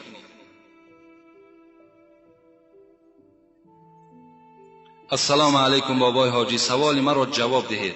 من پدر و مادر را پرسیدم که در بازار کار کنم، گفتا که در خانه کار می باشد. من گپی پدر و مادر را نگرفته ناپرسیده به قرغن رفتم. یک ماه پس برگشتم. این عیب من یا عیب پدر و مادر؟ جواب این سوال را دهید. البته برادر عزیز، رضاگی پدر و مادر در همه سفر برای شما ضرور است. حتی که دوره های پیغمبر خدا که چقدر جهاد ذلول بود، وقتی می آمدن جوان ها که پیغمبر خدا را می گفتن که ما با جهاد همراه تو می رویم، رسول اکرم چی می گفتن؟ می گفتن پدر و مادر داری؟ می گفتن بله. می گفت خدمت پدر و مادر را انجام دی، خود جهاد در راه خداست. یا از پدر و مادر پرسیدی؟ این سوال ها را پیغمبر ما و شما از همان جوان ها و از همان امت خود می کرد. از این خاطر هر جایی که شما می روید اگر بخواهید که برکت در باید که پدر و مادر از شما راضی باشد. پدر و مادر از شما راضی باشد. رضاگی پدر و مادر این رضاگی خدای شماست. بسیار خوب می شود که شما پدر و مادر را در همه مسئله ها از آنها چیکار کنین؟ سوال کنین و راضیگی آنها را طلب کنین. السلام علیکم و رحمت الله و برکاته. دامدار شیرین سخن، درباره رباعیات های عالمگیر عمر خیام به ما جواب پره می داده. این رباعی چنین است: گر باده خوری تو با خیرتمندان خور، یا با صنمی لاله رخی خندان خور. بسیار مخور ویرد مکن فاش بساز، اندک خور و کم کم خور و پنهان خور. در این رباعی باده، می، شراب با کدام معنا شاعر گفته است؟ از نام مخلصی اشدی شما. اصطلاحاتی است مر ابدال را که از آن نبود خبر غفال را. عارفان ما و شما میگد که همین ابدالای ما، ابدال گفته همون اولیاهایی که تخمین 70 نفر هستند، همونها در اصطلاحات خود، یعنی در استفاده کردن شعر خود، می، باده، جام، پیمانه، سبو استفاده میکنند. لیکن شما غفالا، شما غافلها از معنای اون درک ندارین که اون چی میخواهند در شعر خود. خب حضرت مثنوی باشد، صاحب مثنوی حضرت جلال الدین رومی یک روایت میارد که ان لله شرابا اعده للاولیاء اذا شربوا سکروا و اذا سکروا طابوا. پیغمبر از نام پیغمبر ما و شما یاد میکنه که از برای خداوند شراب هست، وقتی که همین شراب را برای اولیاهای خود آماده کرده است. وقتی همین اولیاها که شراب خوردن مست میشوند، وقتی که مست شدن در حالت مستی رجوع به سوی خدا میکنند، همون شراب می نوشند. این شرابی که آدمها را مست میکند، پلید میکند، افلاس میکند، این شراب نیست. حضرت حافظ میگوید المنت لله که در میکده باز است، زان رو که مرا بر در او روی نیاز است. خمها همه در جوش و خروشند ز مستی، آن می که در آنجاست حقیقت نه مجاز است. از وی همه مستی و غرور است و تکبر، و از ما همه بیچارگی و عجز نیاز است.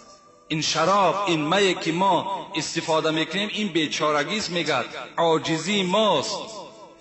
اون می که مجازی است، اون می که در خمها می جوشد، از وی همه مستی و غرور است و تکبر. اون می هست که آدم تکبر می سازد، مغرور می سازد، پلید می سازد. این می ما اون می نیست. گفتن حضرت. عارفی دیگر چی می گوید؟ شراب عشق نبود زاب انگور، شراب عشق نبود زاب انگور، رهی نوشیدنش هم از گلو نیست. این شراب عشقی که ما بیان میکنیم، این آب انگور نیست میگوید، و رهی نوشیدنش هم با راه این گلو نیست، رهی نوشیدنش هم از گلو نیست.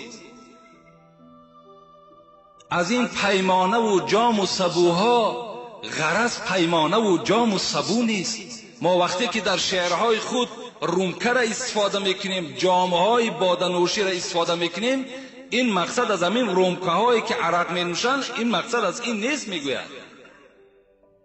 بدان معنی که عارف زلف گوید. وقتی در شعرها که زلف دیدین، نظر در پیچ تاب هیچ موی نیست. وقتی ما زلف استفاده میکنیم، این از همین زلف های کجه که بعضی از فاحشه ها کج میسازن و بیرون میبرن، میگد این از اون نیست. این زلف ما هم عشق در راه خداست. بیان عارفان را اصطلاحی است که جز عارف کسی را گفتگو نیست. این عارف ها اینو میدانند، خردمندها اینو میدانند.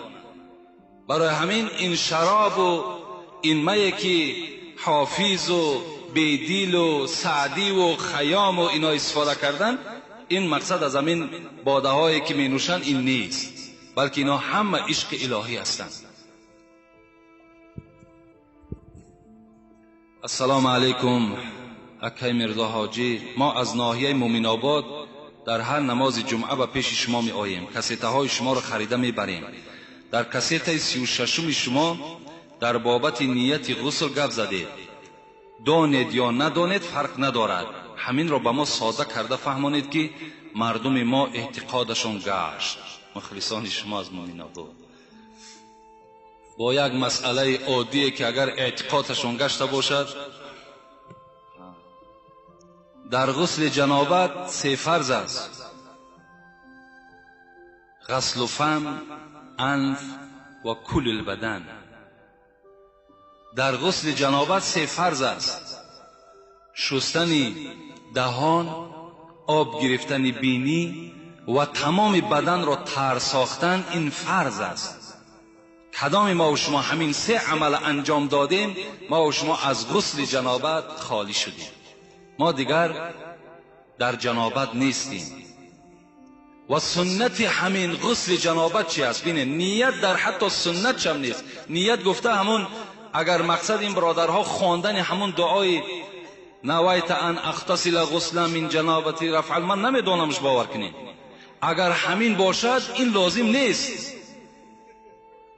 این لازم نیست. تماما این شما اذیت نکنین، حاجت به اذیت کردنش نیست. هیچ فرمایش، نه فرض نه سنت نه مستحب، در هیچ امر نیست. خلاص ممکن خیلی همون ملاهای همجا مختصر خان باشند، فرضا و سنتای همین غسل تماشا کنید، در هیچ کدام همین نیت آوردگی نیست. برای همون نیتی که در دلتون کردیم برای پاکیزه کردن بدنتون، خودش نیت واقع شد، تمام. شرط نیست که شما را لفظاً با دهانتون بخوانید، با زبان خود بخوانید. و سنت همین است که شما پیش از غسل جنابت باید که پیشاب و مثال حاجتخانه داخل شوین، همه را دور بسازین، آمده دستها را شوین، یعنی طهارت کنین پیش از غسل جنابتتون بغیر پایها را شستن. بعد در دوام همین آبازی کردگیتون پایهاتون را میشورین، تمام. شما صاحب هم طهارت هستین، هم صاحب از جنابت خالی شدین. این نیت شرط نیست و لازم هم نیست. داملای شیرین سخن، من از شما خواهش دارم که سوال ما را با پراگی جواب گردونید. 23 فوریه یا 8 مارس در دین اسلام هست یا نه؟ همین رو ما چندین بار گفتیم برادرای عزیز. یکی 1 ینور، یکی 23 فوریه، یکی 8 مارس، یکی 9 می. دیگر ایده های که هستند، اینا ایده های ملی هستند، ملی تاجیکستان ما و شما هستند که اینها را به قید میگیرند. اینا از اسلام ما نیستند، لیکن در تاجیکستان، در تمام دنیا این عید پیشواز گرفته می شود. چرا شما از 40 سوال نمیکنید؟ چرا از 7 سوال نمیکنید؟ چرا از 6 ماهگی سوال نمیکنید؟ چرا از 20 سوال نمیکنید؟ چرا از سال سوال نمیکنید؟ کجای کتاب در اینا هست؟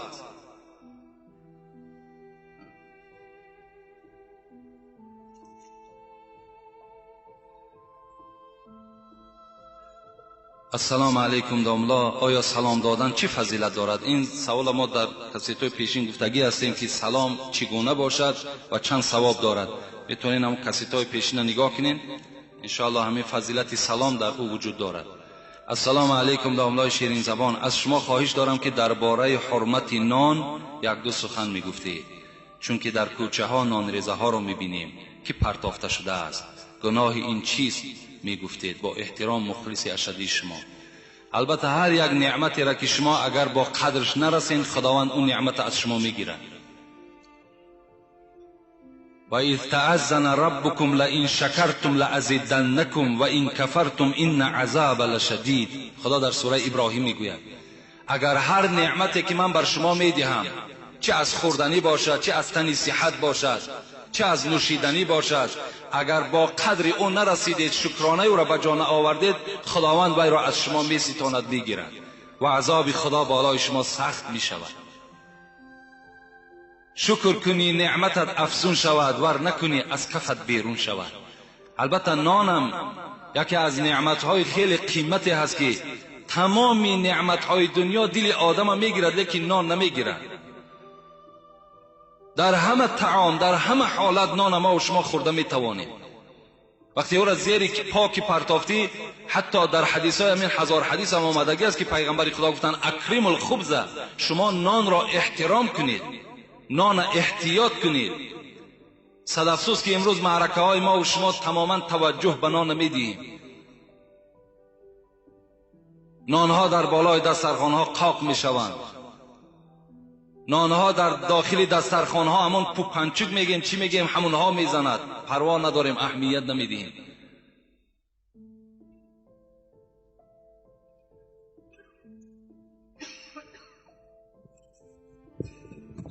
السلام علیکم داملای شیرین سخن. ما از شما خواهش میکنم که در جمعه آینده با ما امام عسکری جان را نقل کنید. راستی بار به حاجتم نیست و قصه این امام عسکری جان ما هم نمیدونیم. خدا رحمت و مغفرت چون کنه در کجای باشند، لیکن در همین موضع های ما و شما نیستن. اینا همین حضرت امیر سید علی حمدانی واقع هست. دیگر این عزیزوارهایی که در اطراف ما و شما نامهاشون میگیرن، اینا اکثریتش وجود ندارن در اینجا. اینا همش عرب هستن، همه اینها نبیره ها نواسه های پیغمبر خدا هستند. اینا از کجا به اینجا رسیدن؟ حتی همین حضرت سلطان ویس قرنی که اینقدر مشهور است، اینا در حدیث های صحیح پیغمبر میگذارد که در جنگ حضرت علی کشته شدگی است، از جانب حضرت علی جنگیدگی است و در همین جنگ حضرت علی نابود شده است. و در وقتی که در اون مدینه که جنگ شدگی است، از مدینه به این خاولین غیر کی آورد؟ اسی بار من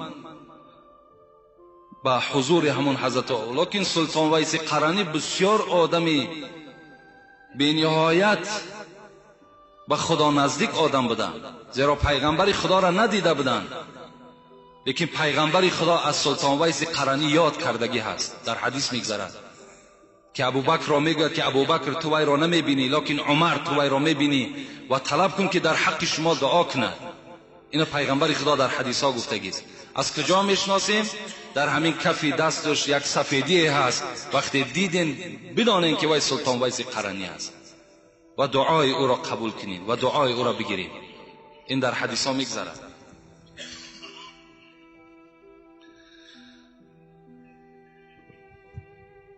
اینجا یک شعر نویساندن، التماس همین شعرهایی که شما ایجاد کردین رحمت، لیکن همین شعرها و این شعرها ما باور کنین یعنی سزاوار هم نیستیم. قدر شعرهایی که مثال در اینجا اینقدر وصف صفت کردن. برای همین سوالش رو میخوانیم. سلام داملای عزیز و عالی، قدر ما از شما خواهش میکنم که به سوالهای ما جوابهای درست دهید. سوال ما چنین است: در یگان پنجشنبگی دعا کنن در دسترخوان کارچه باشد درست است؟ این کارچه دمیره دعا را نمیگیره. در پنجشنبگی دعا کردن با بودن کارچه و نبودن کارچه هیچ حاجت نیست. تا حال همون عقیده های کهنه و عقیده های باطله که هستن، همینا تا حال در معنی سر ما و شما جا دارن. اگر با پیش نماز گذارن نمازت قبول می شود یا نه؟ البته نماز قبول می شود نمی شودش این نزد خداست، لیکن نماز شما را نمی برد. یعنی بعضی آدمایی هستن که از پیششون آدم میگذرد در حال چیکار میکنن؟ میگن نماز من بریده شد. نه، نماز بریده نمیشود، نماز فاسد نمیشود، ویران نمیشود، نماز دوام ده. همون آدم گذرنده گناهگار میشود. کسی با پیش نماز کسی میگذرد، حتی حضرت امام ابو حنیفه چی گفتن؟ گفتن من 40 سال در یک جا راست ایستادن به عهده میگیرم، لیکن با پیش نمازخوان نمیگذرم. از گناه وزنین بودن این. برای کسی که نماز میخواند اول جای خودش را مناسب کند، یک جای بخواند که جای گذرگاه مردم نباشد و هر یک آدم گذرنده هم احتیاط کند به پیش آدم نمازخوان نگذارین که گناهگار میشوید. لیکن وقتی گذشتین شما گناهگار شدین، لیکن در نماز او هیچ خلل پیدا نشده است، هیچ نقص پیدا نشده است. اگر در کرته یا در سله صورت زنده باشد نماز خواندن درست است یا نه؟ داملای عزیز، البته که امروز روزی هست که روز اجابت دعا. شما دعا کنید که بابای ما چشمانشان بینا شوند. در کرته و در جای نماز و در سله و در کجای در خانه و در کجایی که صورت باشد شما از ثواب نماز محروم هستید. اگرچه نماز شما باطل نشد، فاسد نشد، لیکن هیچ ثواب در اون نماز شما باقی نیست. خداوند این بابا را شفای کامل و شفای عاجل نصیبش بگرداند. آمین یا رب العالمین. السلام علیکم داملای شیرین سخن. من از شما یک خواهش دارم که با همین سوال من جواب گردانید. من ستر عورت کردم و من شوهرم میگوید که اگر ستر عورت نکنی فهمید که شما زن من نی. مادرم باشد میگوید که اگر ستر محکم کنید من شما را نه در دنیا میبخشم و نه در آخرت. من چیکار کنم؟ این خواهر عزیز با احترام زیاد مهرالدین نویسنده است. وقتی که شما خواهرای عزیز شوهر که میکنین، رسول اکرم میگوید اعظم الناس حقا علی المرأة زوجها، بزرگترین حق بالای زنها بعد شوهر کردن این حق شوهر میست. دیگر پدر یا مادر بگوید که تو ترک ستر عورت کن، نعوذ بالله باور کن از دین بیگانه می شود. وقتی که با امر خدا تو چکار میکنی؟ تو مقابلیت نشان میدی. خدای تو در قرآن میگوید یا ایها النبی قل لازواجک و بناتک و نساء المؤمنین یدنین علیهن من جلابیبهن ذلك ادنی ان یعرفن فلا یؤذین و کان الله غفورا رحیما. ای محمد صلی الله علیه و سلم با دخترهای خود، با زنهای خود، با زنهای تمام امت خود خبر بده که بالای سر خدا بپوشانند، گردنهای خدا پوشانند، پایهای خدا پوشانند، یعنی سطح عورت به جا بیارند. وقتی تو امر خدا را که مقابلیت نشان میدهی، مسلمانی تو کجا میشود؟ و این دختر حق دارد که سخن پدر و مادر اینجا قبول نمیکند، اگرچند شوهرم که نداشته باشد. حالان که وقتی صاحب شوهر شد سخن شوهر گذر دارد، سخن پدر و مادر گذر ندارد. السلام علیکم داملای شیرین سخن. ما که در دین اسلام خواهش داریم و کسیته های شما را گوش میکنیم و من میخواهم که سبق گیرم. من را پدر و مادرم نمیماند. من که حالی که خرد هستم گوید که من چیکار کنم. اگر شما خرد باشید برادر عزیز،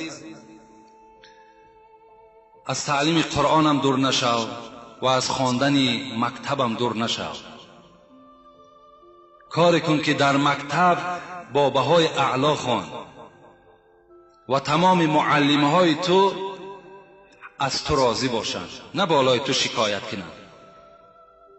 یعنی اگرچه یک مدت وقتت را در مسجد میگذرانی، یک قسم زیادی و با در مکتب گذران کن. با درس های امروزه هم چکار کن؟ توجه زیاد داشته باشی. گر حال نیک خواهی، حضرت رومی میگوید پدر و مادر میگوید، پدر و مادری که نمیخواهد فرزند او قرآن خوان شود یا نماز خوان شود، گر حال نیک خواهی فرزند را همیشه آموزش برادر قرآن و خط و پیشه. اگر شما حالت نیک فرزند بخواهید، اگر شما بخواهید که در آینده از این فرزندها راحت بینین، اینها را چیکار کنید؟ قرآن خوان کنید، علم دنیوی را نشانشان دهید و کسب و کار نشانشان دهید. گر حال نیک خواهی فرزند را همیشه آموزش برادر قرآن و خط و پیشه. زیرا که پیشه باید روزی که کار افتد، چون پیشه نداند بیل و کلند و تیشه. حضرت گفتن مادامی که اگر پیشه را یادش ندادین، یعنی کسب و کار نآموخت و ایرا قرآن خوان که نکردین، برای این گونه فرزند بیل و کلند و تیشه منتظر است. یا چون خط نداند یا پیشه نداند، پس گاو و خر چراند در کوه و در و پشته. وقتی از قرآن دور شید، از نماز دور شید، از علم دنیوی دور کی شد، زیب این گونه فرزند و زیب این گونه پدر و مادر همان بالای کوه چراندن گاو و خر است. گفتند حضرت سعدی میگوید بیامرز پرورده را دست و رنج. این فرزندی که در خانه تو پیدا شد، اینا شما علم آموزانید، اینا شما کسب دنیایی آموزانید، اینا خط خوانش کنید. بیامرز پرورده را دست و رنج، اگرچه دست داری چو قارون به گنج. اگر مثل قارون به دولتم که باشی، باید فرزند تربیه کنی، باید فرزند کسب نشان دهی.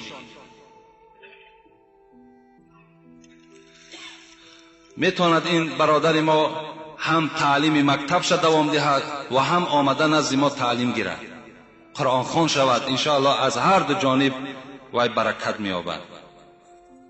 السلام علیکم و رحمت الله و برکاته.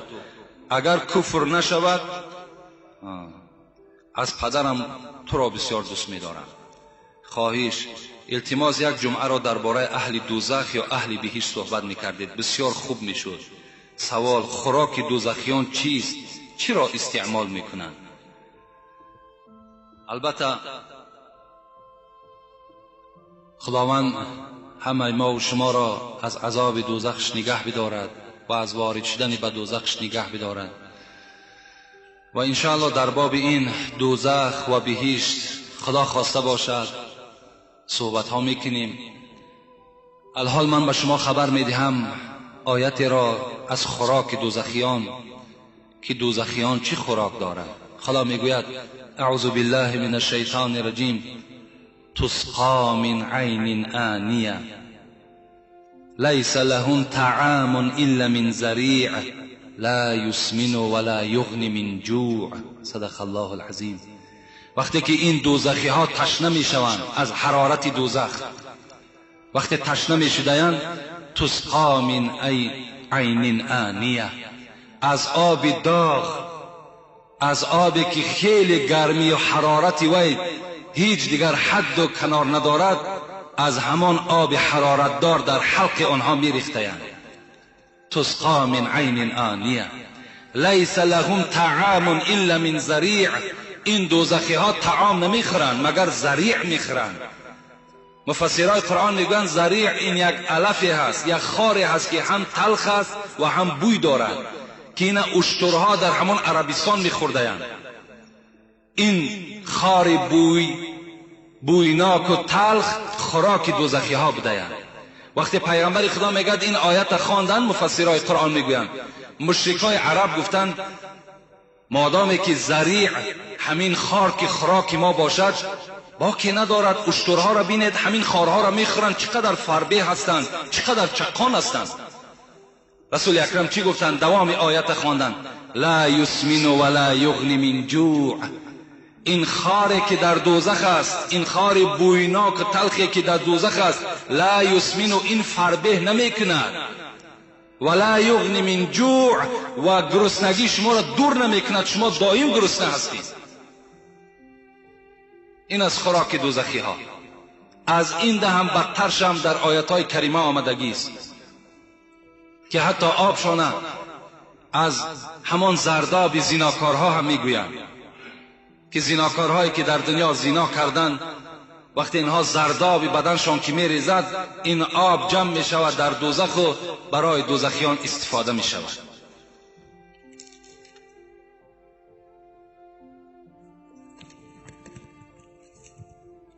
السلام علیکم داملای عزیز، یک سوال دارم، میخواهم جوابش را با پررگی گیرم. شخصی از خدا قسم خورد که من دیگر قماربازی نمی کنم، لیکن کرد، بگوید که گناهی و چیز. خدا در قرآن میگوید: استعوذ بالله انما الخمر والمیسر والانصاب والازلام رجس من عمل شیطان فاجتنبوه لعلکم تفلحون. و درستی این که عرق نوشی، میسر قماربازی، انصاب و ازلامش فالبینی و بت پرستی، رجس من عمل شیطان، اینها پلید هستند، عملهای شیطانی هستند. فاجتنبوه لعلکم تفلحون. اگر تو از عذاب خدا بخواهی که ایمن بیابی، از این چهار چیز دور شو، تو در عذاب خدای خود گرفتار نمی شوی. کسی که قماربازی میکند، البته به البته وی وارد دوزخ میگردد. کسی که عرق نوشی میکند وی وارد دوزخ میگردد. کسی بت پرستی میکند، فالبینی میکند وی وارد دوزخ میگردد. زیرا این عملهای پلیدی هستند که این بنده به آنها چنگ زده است. عیب است که وقتی که امروز فرزند مسلمان نماز میخواند، خدا میگوید، مسجد میآید، باز قمار بازی میکند. از پول قمار باز شکار میکند، باز معرکه میکند، نان میکند، خیر احسان میکند که خداوند به این پول حرام احتیاج ندارد. فرزندها گرسنه و عائله ناآرام و این باشد قماربازی دارد.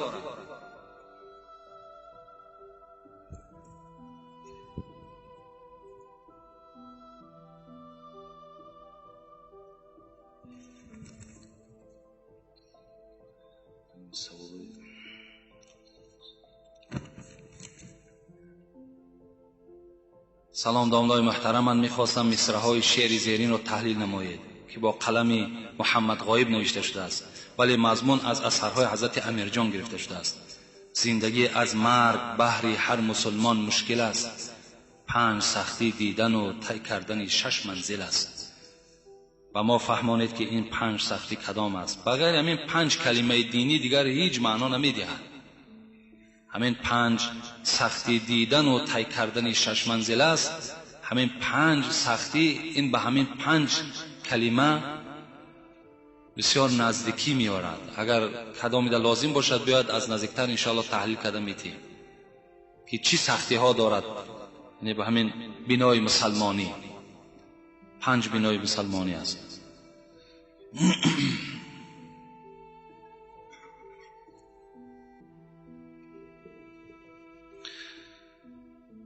سوال آخران میخونیم انشاءالله دعا میکنیم. السلام علیکم داملای محترم، اولا مرا میبخشید چون که وقت شما رو میگیرم.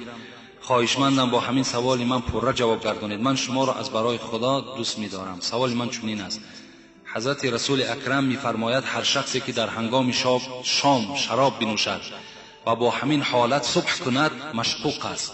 اگر صبح شراب بنوشد و با همین حالت سحر کند مشکوک است. چی معنی دارد؟ یعنی کسی که سحر شراب می نوشد تا بیگاه یا بیگاه می نوشد تا سحر وای مشکوک است، یعنی وای بدبخت است. وای بدبخت است کسی که روزی خود فقط به شراب خوری میگذراند. در جای دیگر می فرماید که هر کسی که فرد شراب خور را سلام دهد و با وی مصافحه کند، سلام کند، خداوند عملهای 40 ساله وی را ضایع میکند. خواهشمندم پره جواب دهید که چون که من در جای کار میکنم که زیاده از 40 نفر کارگر است، همه شراب می نوشند، تنها من نماز میخوانم، نماز جمعه می آیم، مرا ملا گفته تمسخر میکنند، کنی بیا ملا گفته میخندند. من چیکار کنم؟ سلام کنم نکنم؟ پس احوال من در نزد خداوند چی میشود؟ با احترام مخلص شما.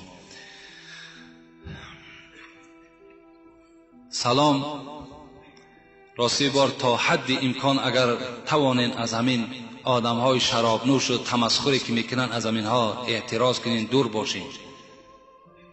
چه همین آدم های عرق نوش و چه دیگر طایفه های بدکاری که هستند، اگر چنین باز معامله و تمسخرانه به شما رفتار کنن، شما هم میتونین که با آنها تمسخرانه هم معامله کنین. سلام آنها هیچ حاجت هم ندارد وقتی که تو را اینقدر بی قدری میکنن. لیکن امروز صد افسوس که چیکار کنیم که اطراف همه ما و شما عبارت از شرابخور است و کار همه ما و شما در پیش همین شرابخورها البته میغلطد. مجبور میشویم که از آنها چیکار کنیم؟ حاجت طلب کنیم.